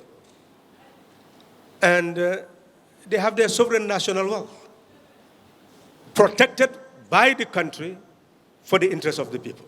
That is what must be done. In terms of international relations, we've seen that the unity of Africa is fundamentally our objective. He is asking about that. Mbokk mi li nga laajte am na solo suma naataango dina la tontu ci làkk bi nga làkk waaye li nga laajte lu am solo la li ñoo jéem fi mu nekk ni mooy ñu doon suñu bopp wande itam bokk ci réew buñ toog ba gis ne suñu bopp dafa xaajaaloo ci wàllu xeet moo tax ñu ne suñu xale yi ñoo njëkk a jàngal balaa ñoo dugg ci daara yi ñuy war a jàngee et dañoo njëkk a jàng ci suñu làkk yi di bind ci suñu làkk yi di ko mun a jàng di ko mun a bind su ko defee fa ñoo duggee ji ci daara yi gën a mag dina fekk mu mel ni fa ñoo dooree benn suñ demee bi la am daal ñetti at ba ñëw ba ci juróomi at ne leen leen jàngal façon ngi jàng yi ñoo xam ne seen làkki réew mi ak mun koo bind mun koo jàng loolu dina bokk ci suñu doxale ni jàng ñuy wane nag ni soo gisee ñu jël làkki réew mi di ko def ci li nga xam ne suñu bunti doxale nii la ni bunti xibaar yi ñu ne Foroyaa te Foroyaa mooy gore ñu ne bii ñu ko ooyee gonga gonga mooy dëgg soo gisee ñu ngay jël suñu làkki réew mi di ko dugalaat ci ñun suñu doxale ni parti bi lii yëpp ndax ñu gën a gis suñu bopp fonk suñu bopp ñu ne nag ci wàllu koom-koom li nga ci wax mooy ne dëgg la gis nañu diw ci Sénégal ci Nigeria ci Angola yàgg nañu ci ñu ne moo tax ñun dañu ne alal ji jógee ci ron suuf si alal ji nekk ci jaww ji mel ni tàngoor bi jógee ci naaj wi alal ji nga xam ne moo nekk ci suñu géej yi ñu ne lii nit ñee ko moom bon nag balaa ñu koo jël di ko jëriñoo dañ ci war a waxtaan ba am ci dogalin te ñun dogalin bi nga xam ne mën ma ci wax mooy ne suñ koo jëflante ak yeneen doomi réew kenn waruñoo ëppale ca alal jooja te alal jooja dañ ko dugal ci kees goo xam ne gii dafa delluwaat ci suñu nit ñi su fekkee ne béykat bi la di nga am banque coopérative boo xam ne dina jox béykat engrais jiwu machine te banque coopérative bi du mel ni banque yi nga xam ne dañoo koppartu banque coopérative bi li moo laaj rek béykat bi gannaaw bu mu laajtee lañ ko jox mooy li nga xam ne ñay liggéey lañ leen war a fay pour moto yay doxal li nga xam ne itam xëy na njëkki gën nañuy yokku mu mel ni loolu rek la ñoo jël tegaat ko ci li nga xam ne moom la béykat bi di delloowaat nguur googu kees googu ñu ne loolu lay yaakaaree ne muy béykat bi mooy ñi nga xam ne dañ bëgg a am factory yu ndaw yoo xam ne dinañu am njuntuwaay yu emoo pour mun a jël suñu maalo mi di ko bàccaat ñooñu itam dinañ leen defal coopérative jaaykat yi ñu defal leen coopérative ñu ne banque boobu nga xam ne foofu la ñoo dugal alal réew mi moom la ñoo samp pour dàq ñàkk loolu bokk na ci suñu doxalin ñu ne nag jëflante ak yeneen réew li ci gën a jiitu mooy suufi Afrique yi mun a ànd ndax Europe ba mu tasee dañ booloowaat lañ booloo mooy dañu gis ne war nañu am banque bu mag bu leen a dimbale ci koom-koom banque bunte bu mag itam boo xam ne bi ci lebante di abalante di jëndante ne loolu yëpp ñu am ñaari bunte yooyu ñu dimbale leen mu mel ni réew sooy jëflante ci jëndante ak njaayante ak beneen réew yéen yi da ngaa daanu moo tax ñu ubboon bunte boo xam ne bii mooy dimbale ki daanu mu am xaalis pour jënd waane beneen bunte boo xam ne ka daanu itam dina ñëw dimbale ko ndax mu mun a gën a liggéey ndax bu mu daanooti ñu ne Afrique dafa war a jaar ci buntu boobu suñ buggee génn ci coono gi ñu nekk ne loolu lañ mën a fexe pour jëflanteeg àddina bi ndax ñu naw ñu waaw moom dina waxtaan ak yow dañ ko leeral ci Je commencerai par vous remercier d'avoir trouvé le temps de venir participer à cet événement-là. Je pense que mon collègue a essentiellement répondu à vos questions, mais je vous proposerai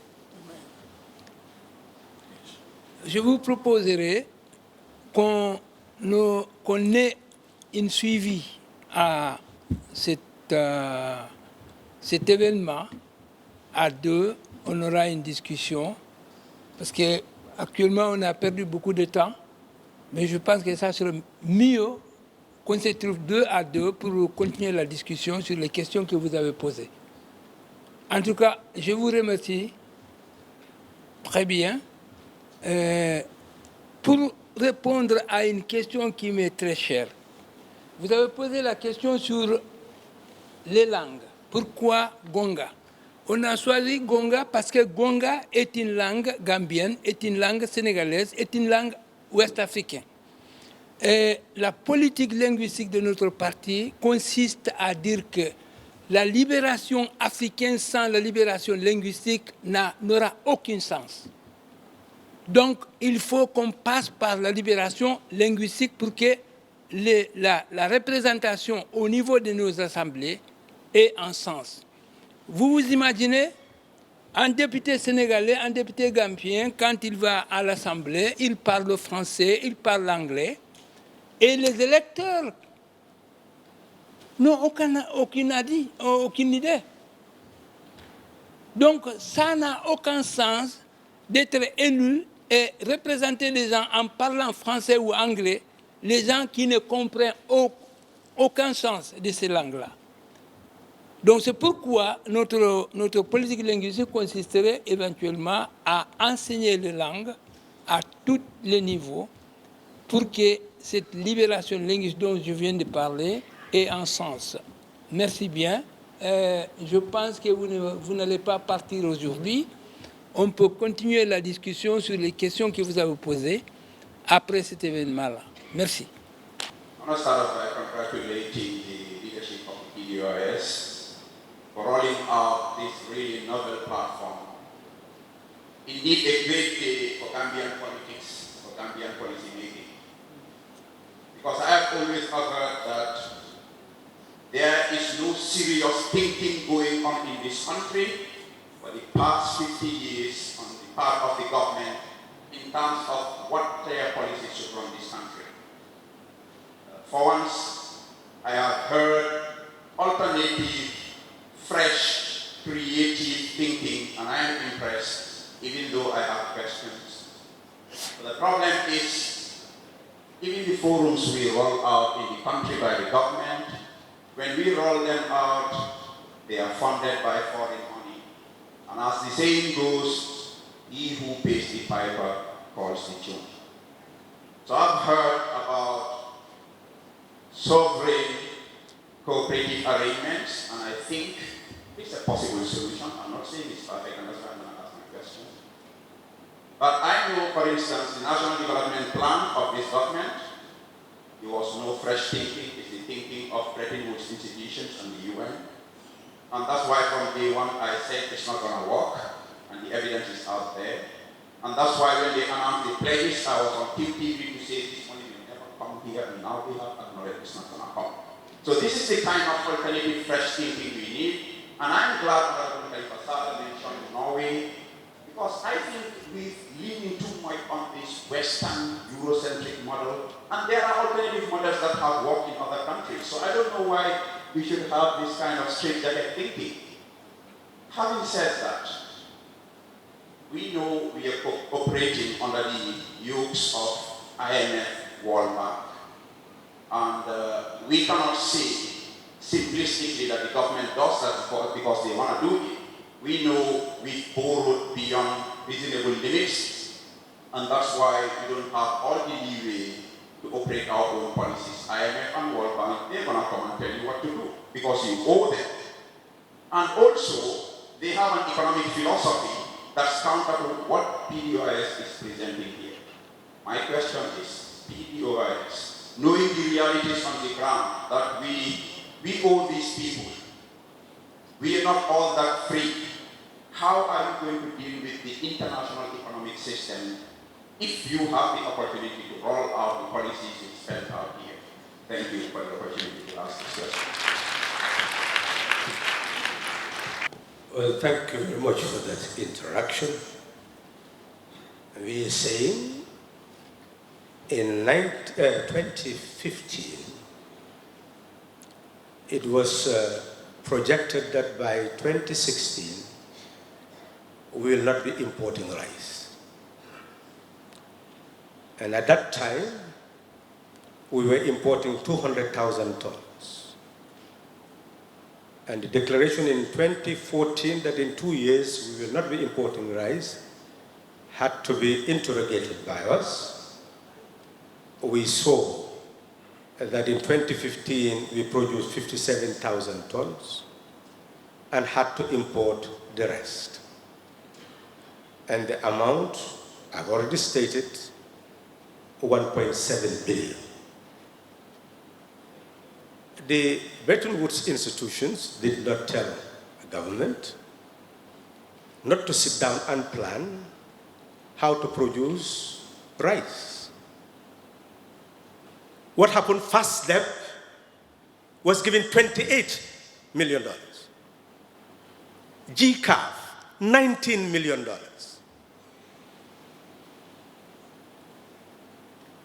And first step, $84 million.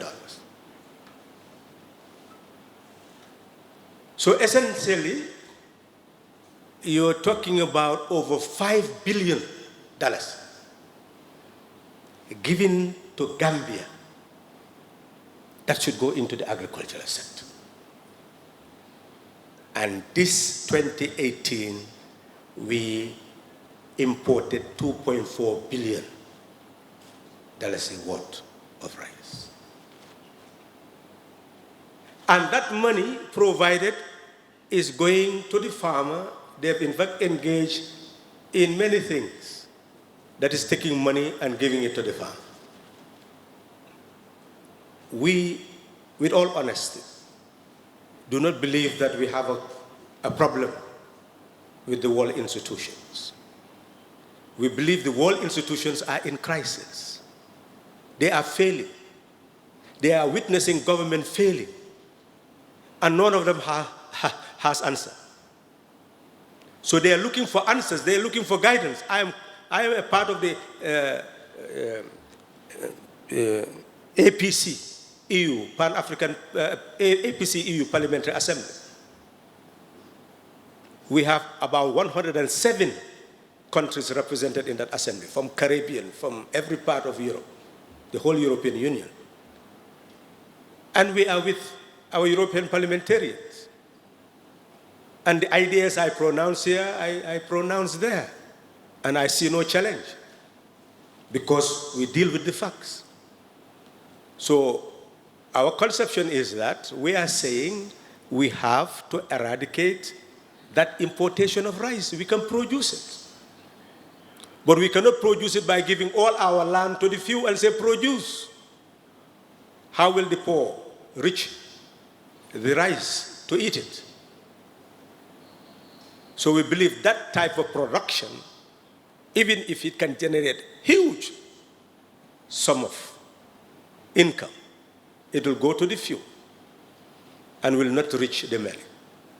That is why we say that the solution is that cooperative sector. And I am convinced that we can argue our way with any institution that will be convincing to be able to proceed with that dimension. When I look at the money that is being, look at the sand mining. Which company is doing the mining? So essentially, this constitutes our choice. We give the license. You look at fishing license. Who gives the license? We give the license. And there is absolutely no doubt that as you build sovereign national wealth and inject it in foreign reserves, you build your foreign reserves to a point that ultimately you can find your way and manage your debt. We are saying you cannot manage that debt the way they are trying to manage it, by simply borrowing and borrowing and borrowing without any sovereign national wealth being generated. Because you'll have to tax and tax and tax and make your people poorer and poorer to be able to pay, and you have to also retract, roll back from health, from education, so that you'll be able to have enough to be able to pay your debts. We are saying in the long run, that is not sustainable. And in that regard, the world requires a rethinking, and we are rethinking with the world, and we believe that the world is waiting to receive new leaders from the African continent. I have no doubt about that. And even that part of the world is changing. You can see the crisis they are facing more and more. And the debate, I believe, if you look at even the Scandinavian countries, huge debate taking place. And the whole world is rethinking. That's why DOI feels that we should move right away, even though we're not in government, but at least that rethinking exercise must start now among our citizenry. Thank you. The original submission is this business of private sector-led development. And I agree with your position that the private sector will never, ever develop this country. Whoever is telling us that is trying to fool us. Yet the reality is, the Bretton Woods institutions, and you know about the structural adjustment programs, where they injected in private sector-led development because they want European and American companies to come and take over our commanding heights and all the important institutions. Do I blame them? No. But will we think as you leaders, as you said, that's the fundamental question. You mentioned EU. Together with America, they are the ones giving IFAD and all these international institutions money to send in here as project aid. EU does that because they want us to give out those fishing licenses. Do I blame them? No, it's our responsibility. Again, my question. This EU, America, that just baptizes themselves as IFAD and PWAM and all these projects, they don't like your idea. That's what I think. How are you going to deal with this? This is my question again. Thank you for having me. Thank you very much. Very profound questions. Well, my notes teach me a different view. It teaches me that we do not see a monolithic Europe, a monolithic America, as far as governance is concerned. A period existed when it became clear that simply ownership of land and industry by a few and accumulate wealth will not necessarily lead to social justice. And consequently, the logic changed that they must inject some cooperative measures in order to be able to generate greater income. This whole concept of self-employment is really state-driven. States do invest to facilitate such generation of employment because those people have fallen out of the formal employment structure. So Europe and America have been coping with more and more people dropping out from the formal economic structure in order to help them, cushion them for survival. And the worst state is to maintain you as an unemployed person. That is the type of state they have established. Now, in relating to us, they also learn from their experiences. Fundamentally, the linkage was to our raw material production in order to do the processing and maintain their industries. They have seen that that has impoverished us and will continue to impoverish us. They wanted to cushion that before by developing many interventions. And these interventions is ultimately what led to the Lomé Conventions, for example, where if your groundnuts receive less prices in the world market, then they give you the difference to boost up production. The same thing with minerals. But they reached a stage where their own economies began to have greater demand for social services. And they started to eradicate all the support systems. And ultimately, we now have the budget supports and also project supports. Well, what leads to this is what must be fully understood, that they must quantify the amount of resources being generated from all these countries and then look at what they can tax and get from other sources through levies, all sorts of sources of drawing income in order to provide this budget support and also project support. This is calculated from the gains that they make. The European Investment Bank does give loans for interest, but can also give grants. So they are balancing what they are doing in their economic space.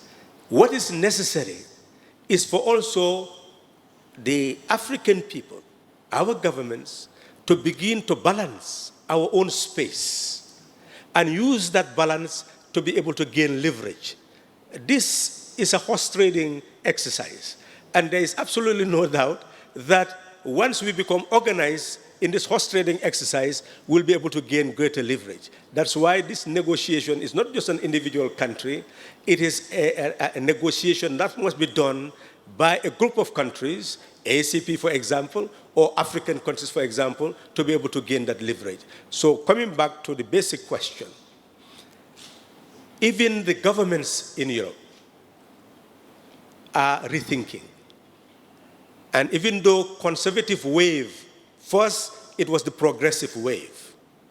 And then you saw Sweden, Norway, UK, with the Labour parties, they started to integrate more and more into developing closer relationship with Tanzania, progressive governments. And in fact, places like Sweden, they used to even invite people who had progressive thinking to their countries, assist them to even come to power. All that has happened if you follow the history. But then conservative government come and then start rolling back. But they are also running into crisis. So Europe is really not monolithic. It is changing. We need to develop our own ideas and look for our own partners and work together in Europe itself, in their parliaments. And I'm sure that you will find people who are dead against the exploitation that our countries are subjected to. I don't know whether I have touched on your question. Yeah, thank you. I always bring this in Kairawa, in Sanya, because it's a concern for me, because it's a problem in this country.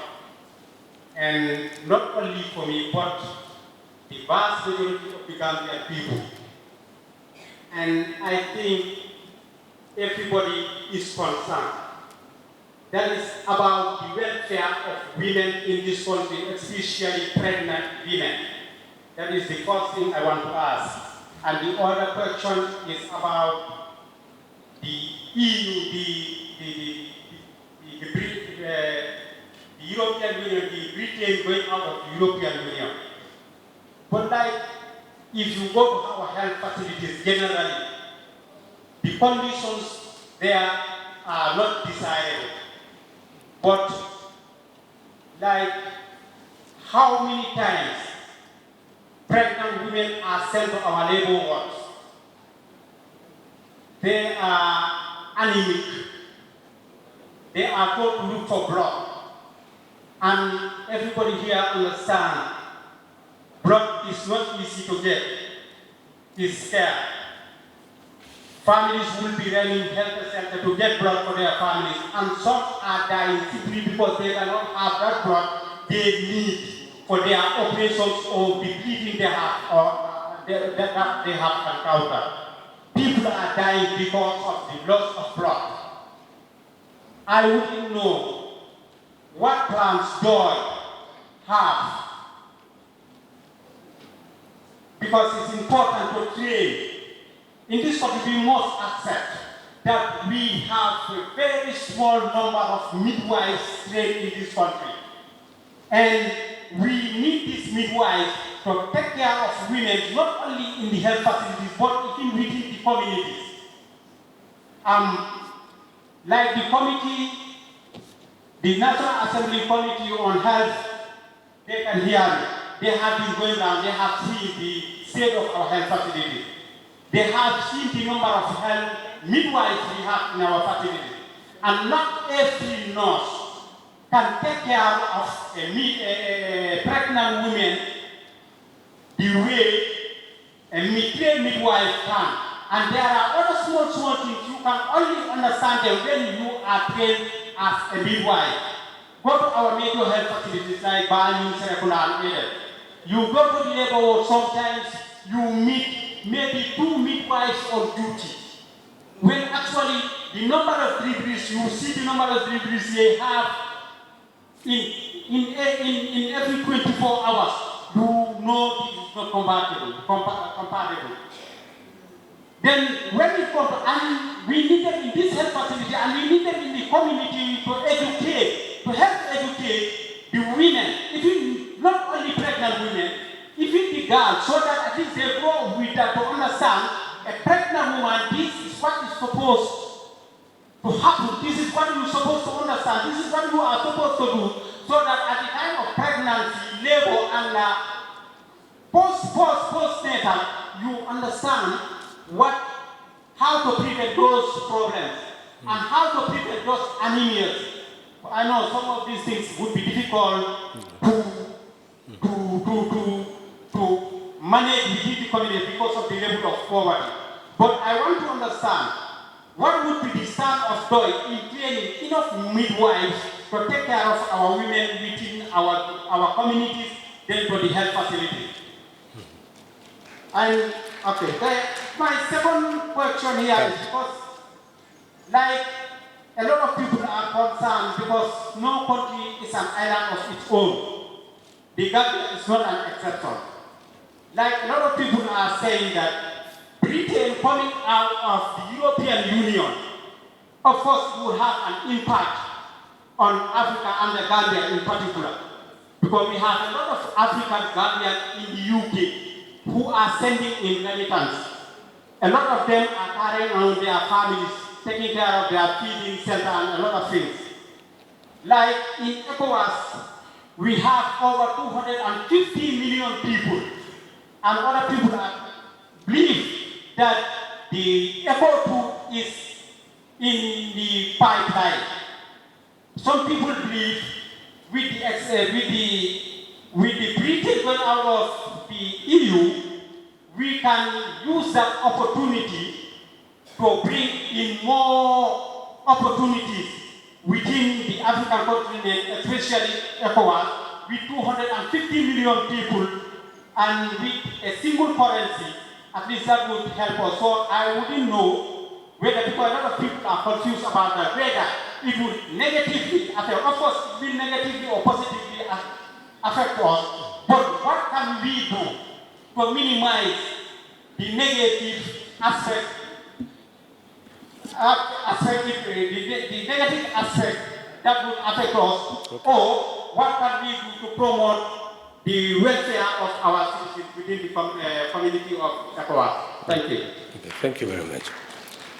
Well, thank you very much. For the first question, you will see the GONGA addresses that we have the 4 elements of health.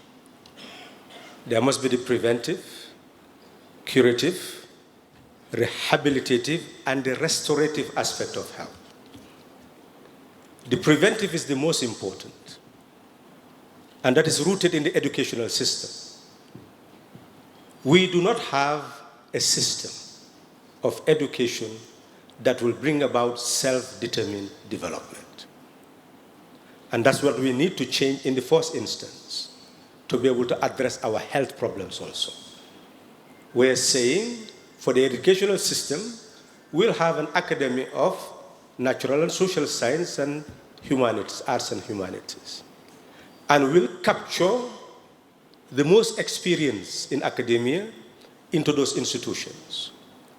And their responsibility is to be able to plan the curriculum that we require in our educational system in all these domains. And therefore, we believe in not just abstract education, it's education to live.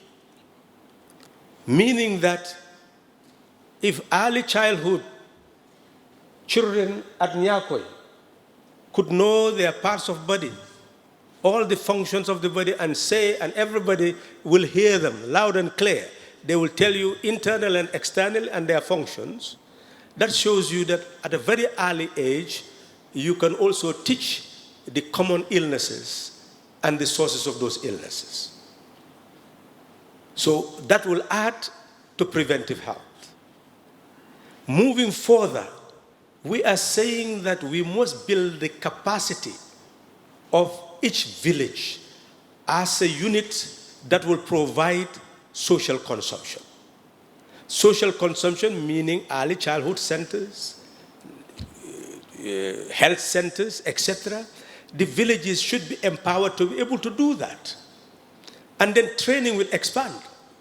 If you can help a village to have a village farm, and the cooperative gives the village farm what it needs to produce and then put it in the village treasury.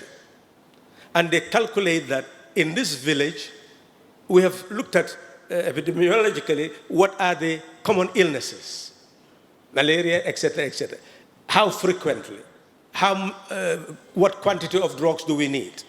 Well, that's part of the health planning of the village.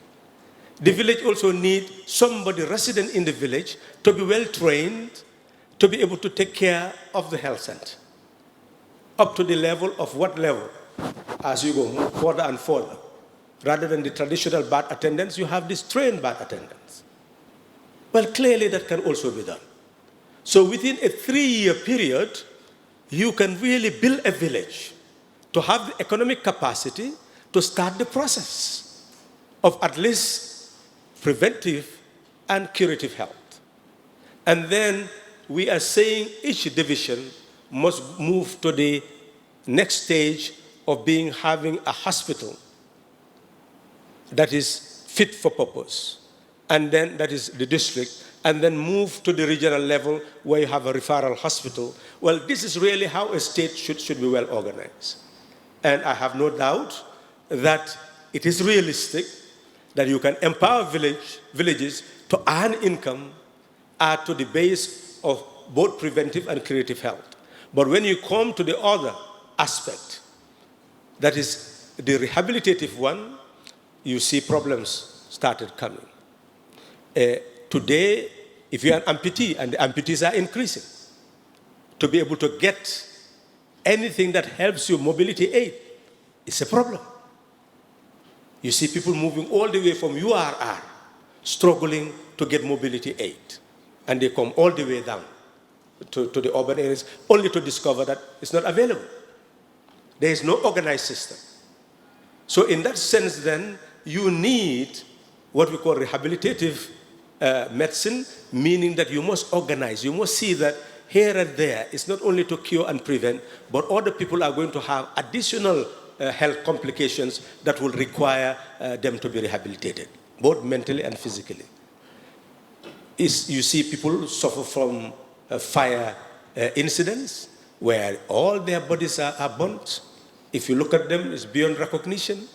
What you need is plastic surgery, and that is just restorative medicine. But where is it? So in short, we agree entirely with you, but if we talk about DOI, this is the precise reason why we're talking about the cooperative economy, as well as the cooperative society. Meaning that the village now will not just be a recipient of aid and assistance, but will be a producer and provider of social needs. Now, in terms of, I don't know whether I've addressed that issue, And you see societies that have addressed this as they move from national liberation should be emulated, because those societies became people-centered, and they had barefoot doctors, somebody who will be trained from the village. You go and get training and come and serve. Go for another 6 months and come and serve. Go for another year and come and serve. And gradually, they earn all the experience of a doctor. If those societies can do it, then what are we waiting for? Our position is that there is no system, that's why we are suffering. But we can address all these problems.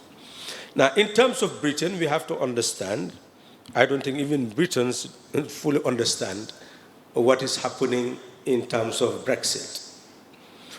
Because these are issues that require study and to understand them. It's not just because you are a Briton, then you understand your circumstances. Just like it does not mean you are a Gambian, you know everything about your economy, etc. So sometimes we believe that people are from country, they know what is happening. But ignorance is everywhere. And I've said this to them in this ACP EU Parliamentary Assembly. And in fact, this will be a major, I'm sure, issue in our sessions as we move, because there is a new definition in the relationship between ACP and EU. But to make matters short, the European Union is a byproduct of crisis in Europe. The Second World War destroyed Europe. They collapsed.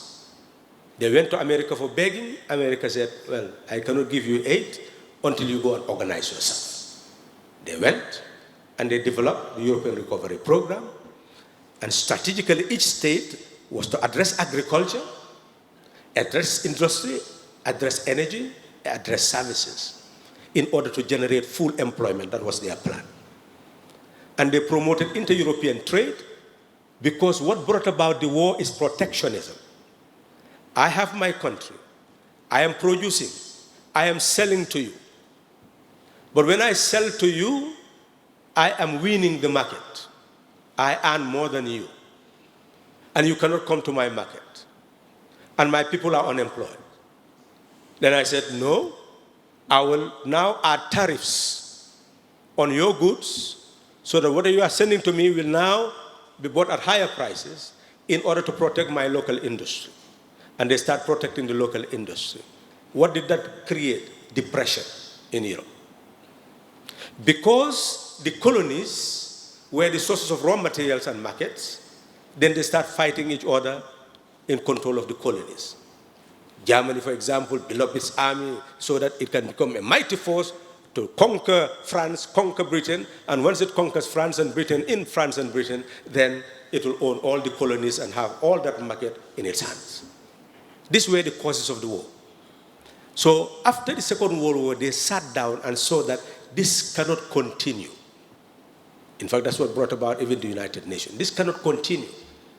We must try to find a system that will enable us to be able to exist in peace. And they started to agree on building common markets in Europe. UK did not join initially. The UK joined that process of the EEC when it experimented with isolation.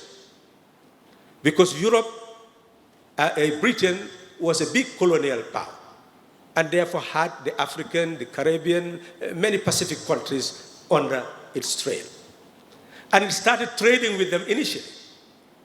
But because those countries were producing only raw materials and importing everything else, and Britain cannot consume all their raw materials, and Britain had undertaken to try to give them aid, it came to realize that it cannot give them all that aid anymore. So as a result, it saw that it was wiser to join the EEC and collaborate with its own European partners. And therefore, they will create their own European Development Fund, and it will just be contributing to that fund, and they will assist all these other countries. And that is what happened. So now, if UK is saying that it is going to come out of the Union, so if it is aid and assistance, it is going to shoulder all the burden. with all these countries that are in the Commonwealth? Where will it get the money to do that? All these countries, it's just how the world economy is going. All this will be challenged. All these countries are living on debt, on bonds. They are the biggest debtors in the world.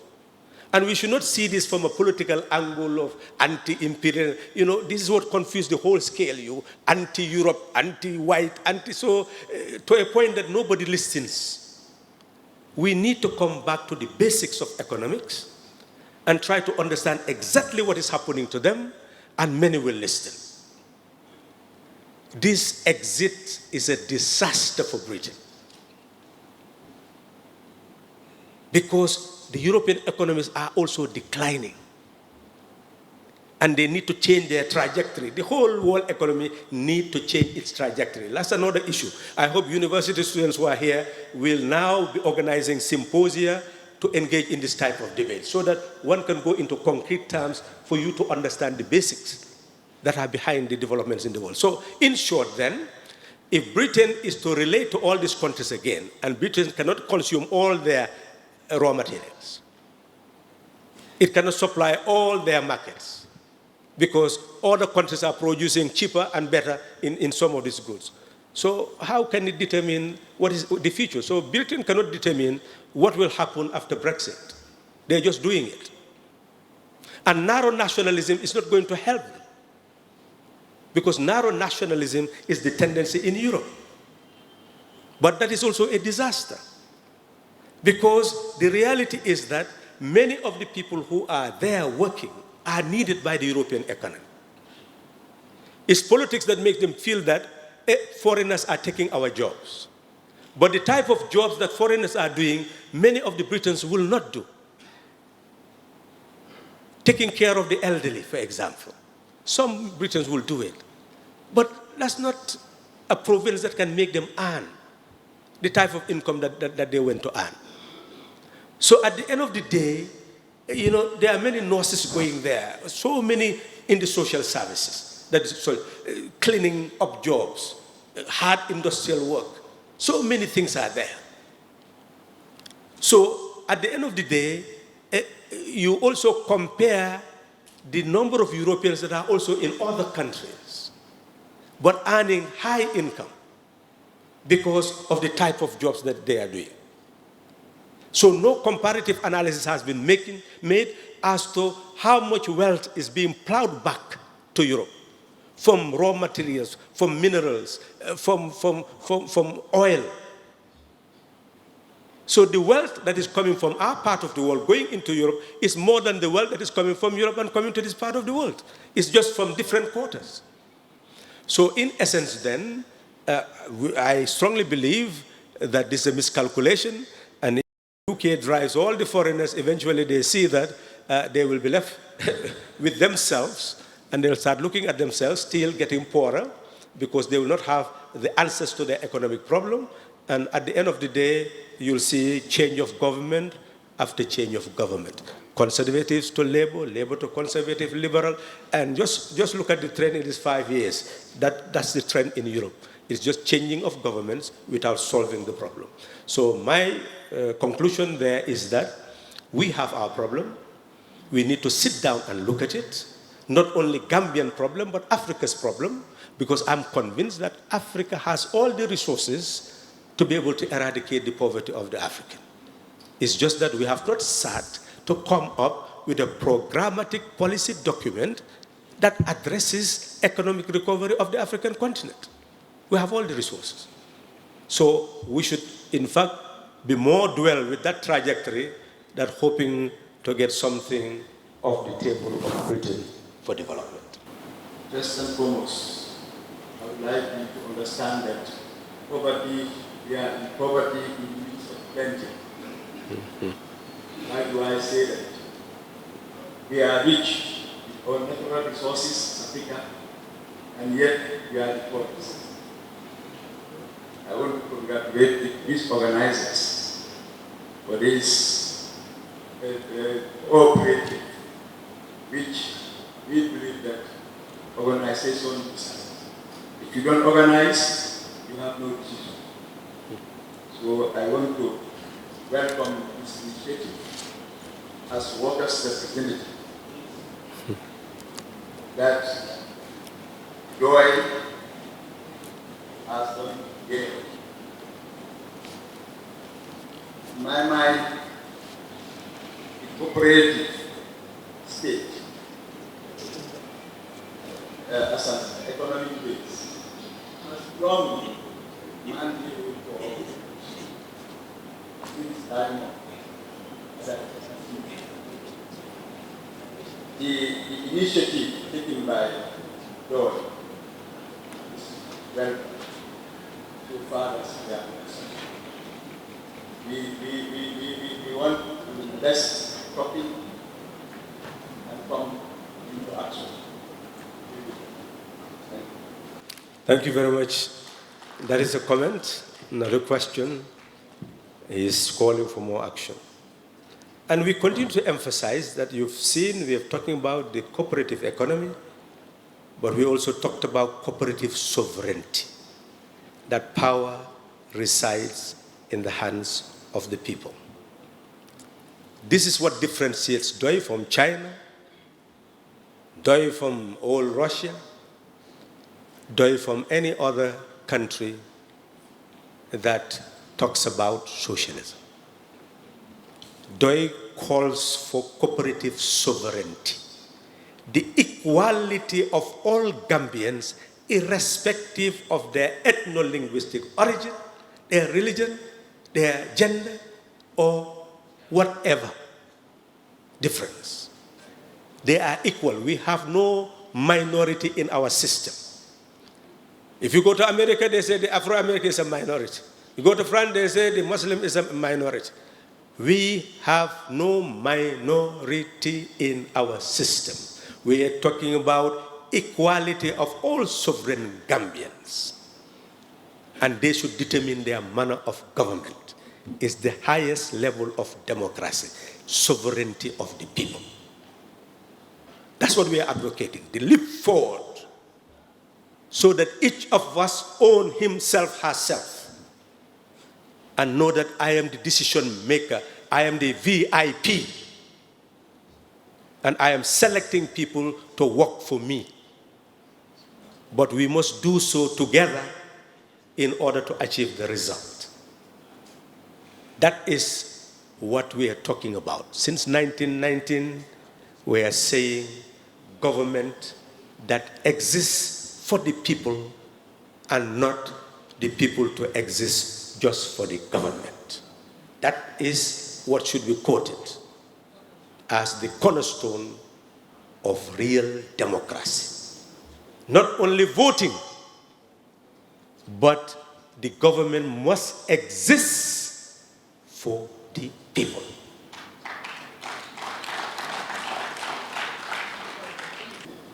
I'm from Sweden, but I'm a Gambian who have been staying in Sweden for the past 37 years. I left Gambia in 1982. I have been following DOI for many years, and I would like to congratulate DOI and the people behind this process today. It was not meant that I should be here, it just happened accidentally, so it was not planned. I have some few questions for the position of DOI. You know, this place is always full of books. To make some There are remarks people who have before books, making and they are now around this So what time is now? To be the last question. Yeah, okay, all right. We go to pledges. Yeah, okay. So what time is it? 2000. What time is it now? It's after 2. It's after 2. You should have left it. So what our material is here? Yes, it's our material here? here. It's here. Yeah, yeah. So I've been following DOI, and I've been sending people who meet me and ask me about Gambia as a good DOI doctor, without even telling me it's me who sent them. Well, listen to the question first. I've been following people in the Gambia here, talking to them, listening, following the political situation in the country, so all the statements that have been made during the Ghana regime, after the fall of Ghana, I've been following the process, and I think my brother Halifa can confirm that. I mean, Gambia is a small country, and the state that we are in, it is time to stop. So let us stop. And I would like to know your position, because I have asked them before about the 3 years, 5 years. What is the position of God? And he told me, so hey, he is the executive, the president power. If he says 3 years, we go for 3 years, because that was what we agreed. But if he says 5 years, then we go for 5 years, because nobody can force it. Now I have been seeing statements. Is it possible to do something before 19th of December to make sure that the executive, president, with his government, and those who were part of the coalition, because I have had people also claiming that the ownership of the coalition. I can tell you people, to be frank enough, I have been following Doi and Ali for over 20 years. I've been telling them they must try to make sure that they unite the opposition. That is the only way they can take out government in this country. Please, you can access. So anybody who is claiming in the media, I have heard many politicians, it's not a fact. Doi is behind the coalition. Let me tell you people, I know about it. Well, we just forget. But I'm saying that, what is your position now? Because we are in a state where in this and anything can happen. So is it possible to have a meeting with the government or the coalition partners to see what we can do before anything happens? That is one. Yeah. Two, what is the position of the party? Whether you are still interested to have the 3 years or the 5 years that the president said that is where you are going for. Three, if it is the 5 years, what is the position of the party? What are you doing to try to make sure that you prepare yourself for the 5 years? And the last one is that, you know there is an organization called Frontex. From the EU, they give them a lot of money, try to stop foreigners to migrate from Africa to Europe. As a politician, I fight, I engage them, and I tell them that these people coming here, it's not their choice. If you can help them where they are, they will never come to Europe. So what position is they also doing? Try to see that there is a dialogue. Some of these funds, before they transfer it to Frontex, send it to the African countries where these migrants are leaving for Europe, for them to stay, the youth. So the youth unemployment is very big. Okay. What can we do to contribute to that? Thank you. Thank you very much. To be honest with you, I'll answer your questions, and then we will guarantee you that we will organize a bigger forum. We had to force ourselves because we had no hall, and we've been given the privilege of using the morning aspect of this hall because the halls are fully booked up to God knows when. So consequently, we had to force ourselves to use this period, and we are being told that our time is almost up, and will be very bad guests if we continue to prolong. What we can do is to make a strong promise that this is just the beginning. We just initiated this. But this launch will take place in every region in a much more organized form. This is just an opening.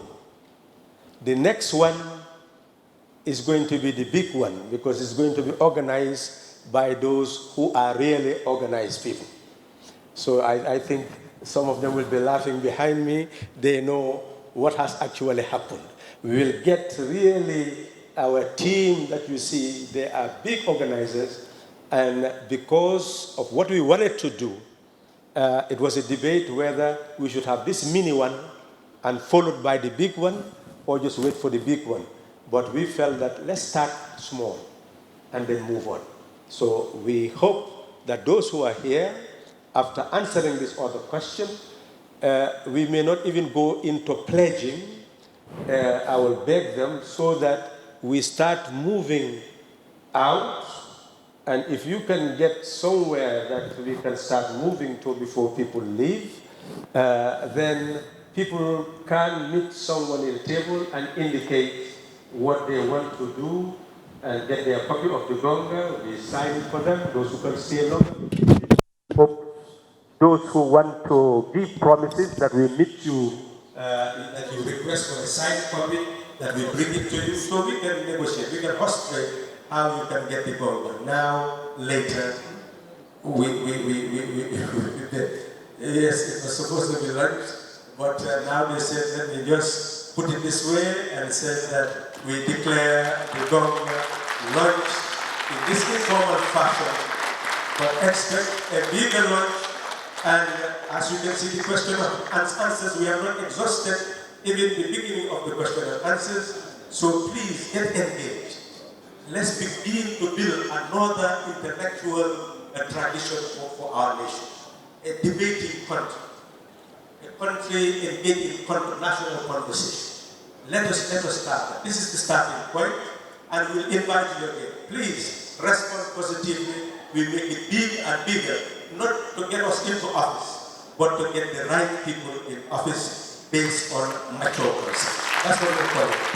Brother Sahib, what you have asked is very clear. 3 years, for us, this is no longer an issue, to be honest. For we have our closure. When the Vice President stood at the National Assembly and said that they said 5 years, and that's what the Constitution says, for the mandate of a president, we have our closure. What we are now engaged in is preparation for system change. And this is starting point. All our bureaus, our youths are now ready at their various bureaus, ready to launch their bureaus and transform them into centers of knowledge. GONGA, 50 copies, 20 to 50 will be in each of these bureaus. People can come and borrow it as a library. They engage in study sessions and debate. So we are ready. Young people are ready to engage, to debate issues until everything is digested. Immediately after this, we are no longer the owners of GONGA and DOI. We've said that DOI moved into a coalition and existed promoting a coalition for most of its life. 8 years, coup d'etat. After that, DOI was no longer DOI. 2016, campaigns are liberated. Now, that's why we have the song from the origin. You see the picture from the origin with the type of hair, and so you can see we are saying this was the past. And now, 2016, a new future for them, a new Gambia, for a new Gambia. We are out to build a new Gambia for a new Gambia. How do we build a new Gambia? Enlighten them. We are now starting the enlightenment campaign, and 3 years, 5 years is no longer an issue for them. We are going with the enlightenment campaign. We are telling Gambians 5 years is what the man says. That is what is in Section 63. He refuses the prerogative of stepping down through resignation under Section 65. And that too, that is his history.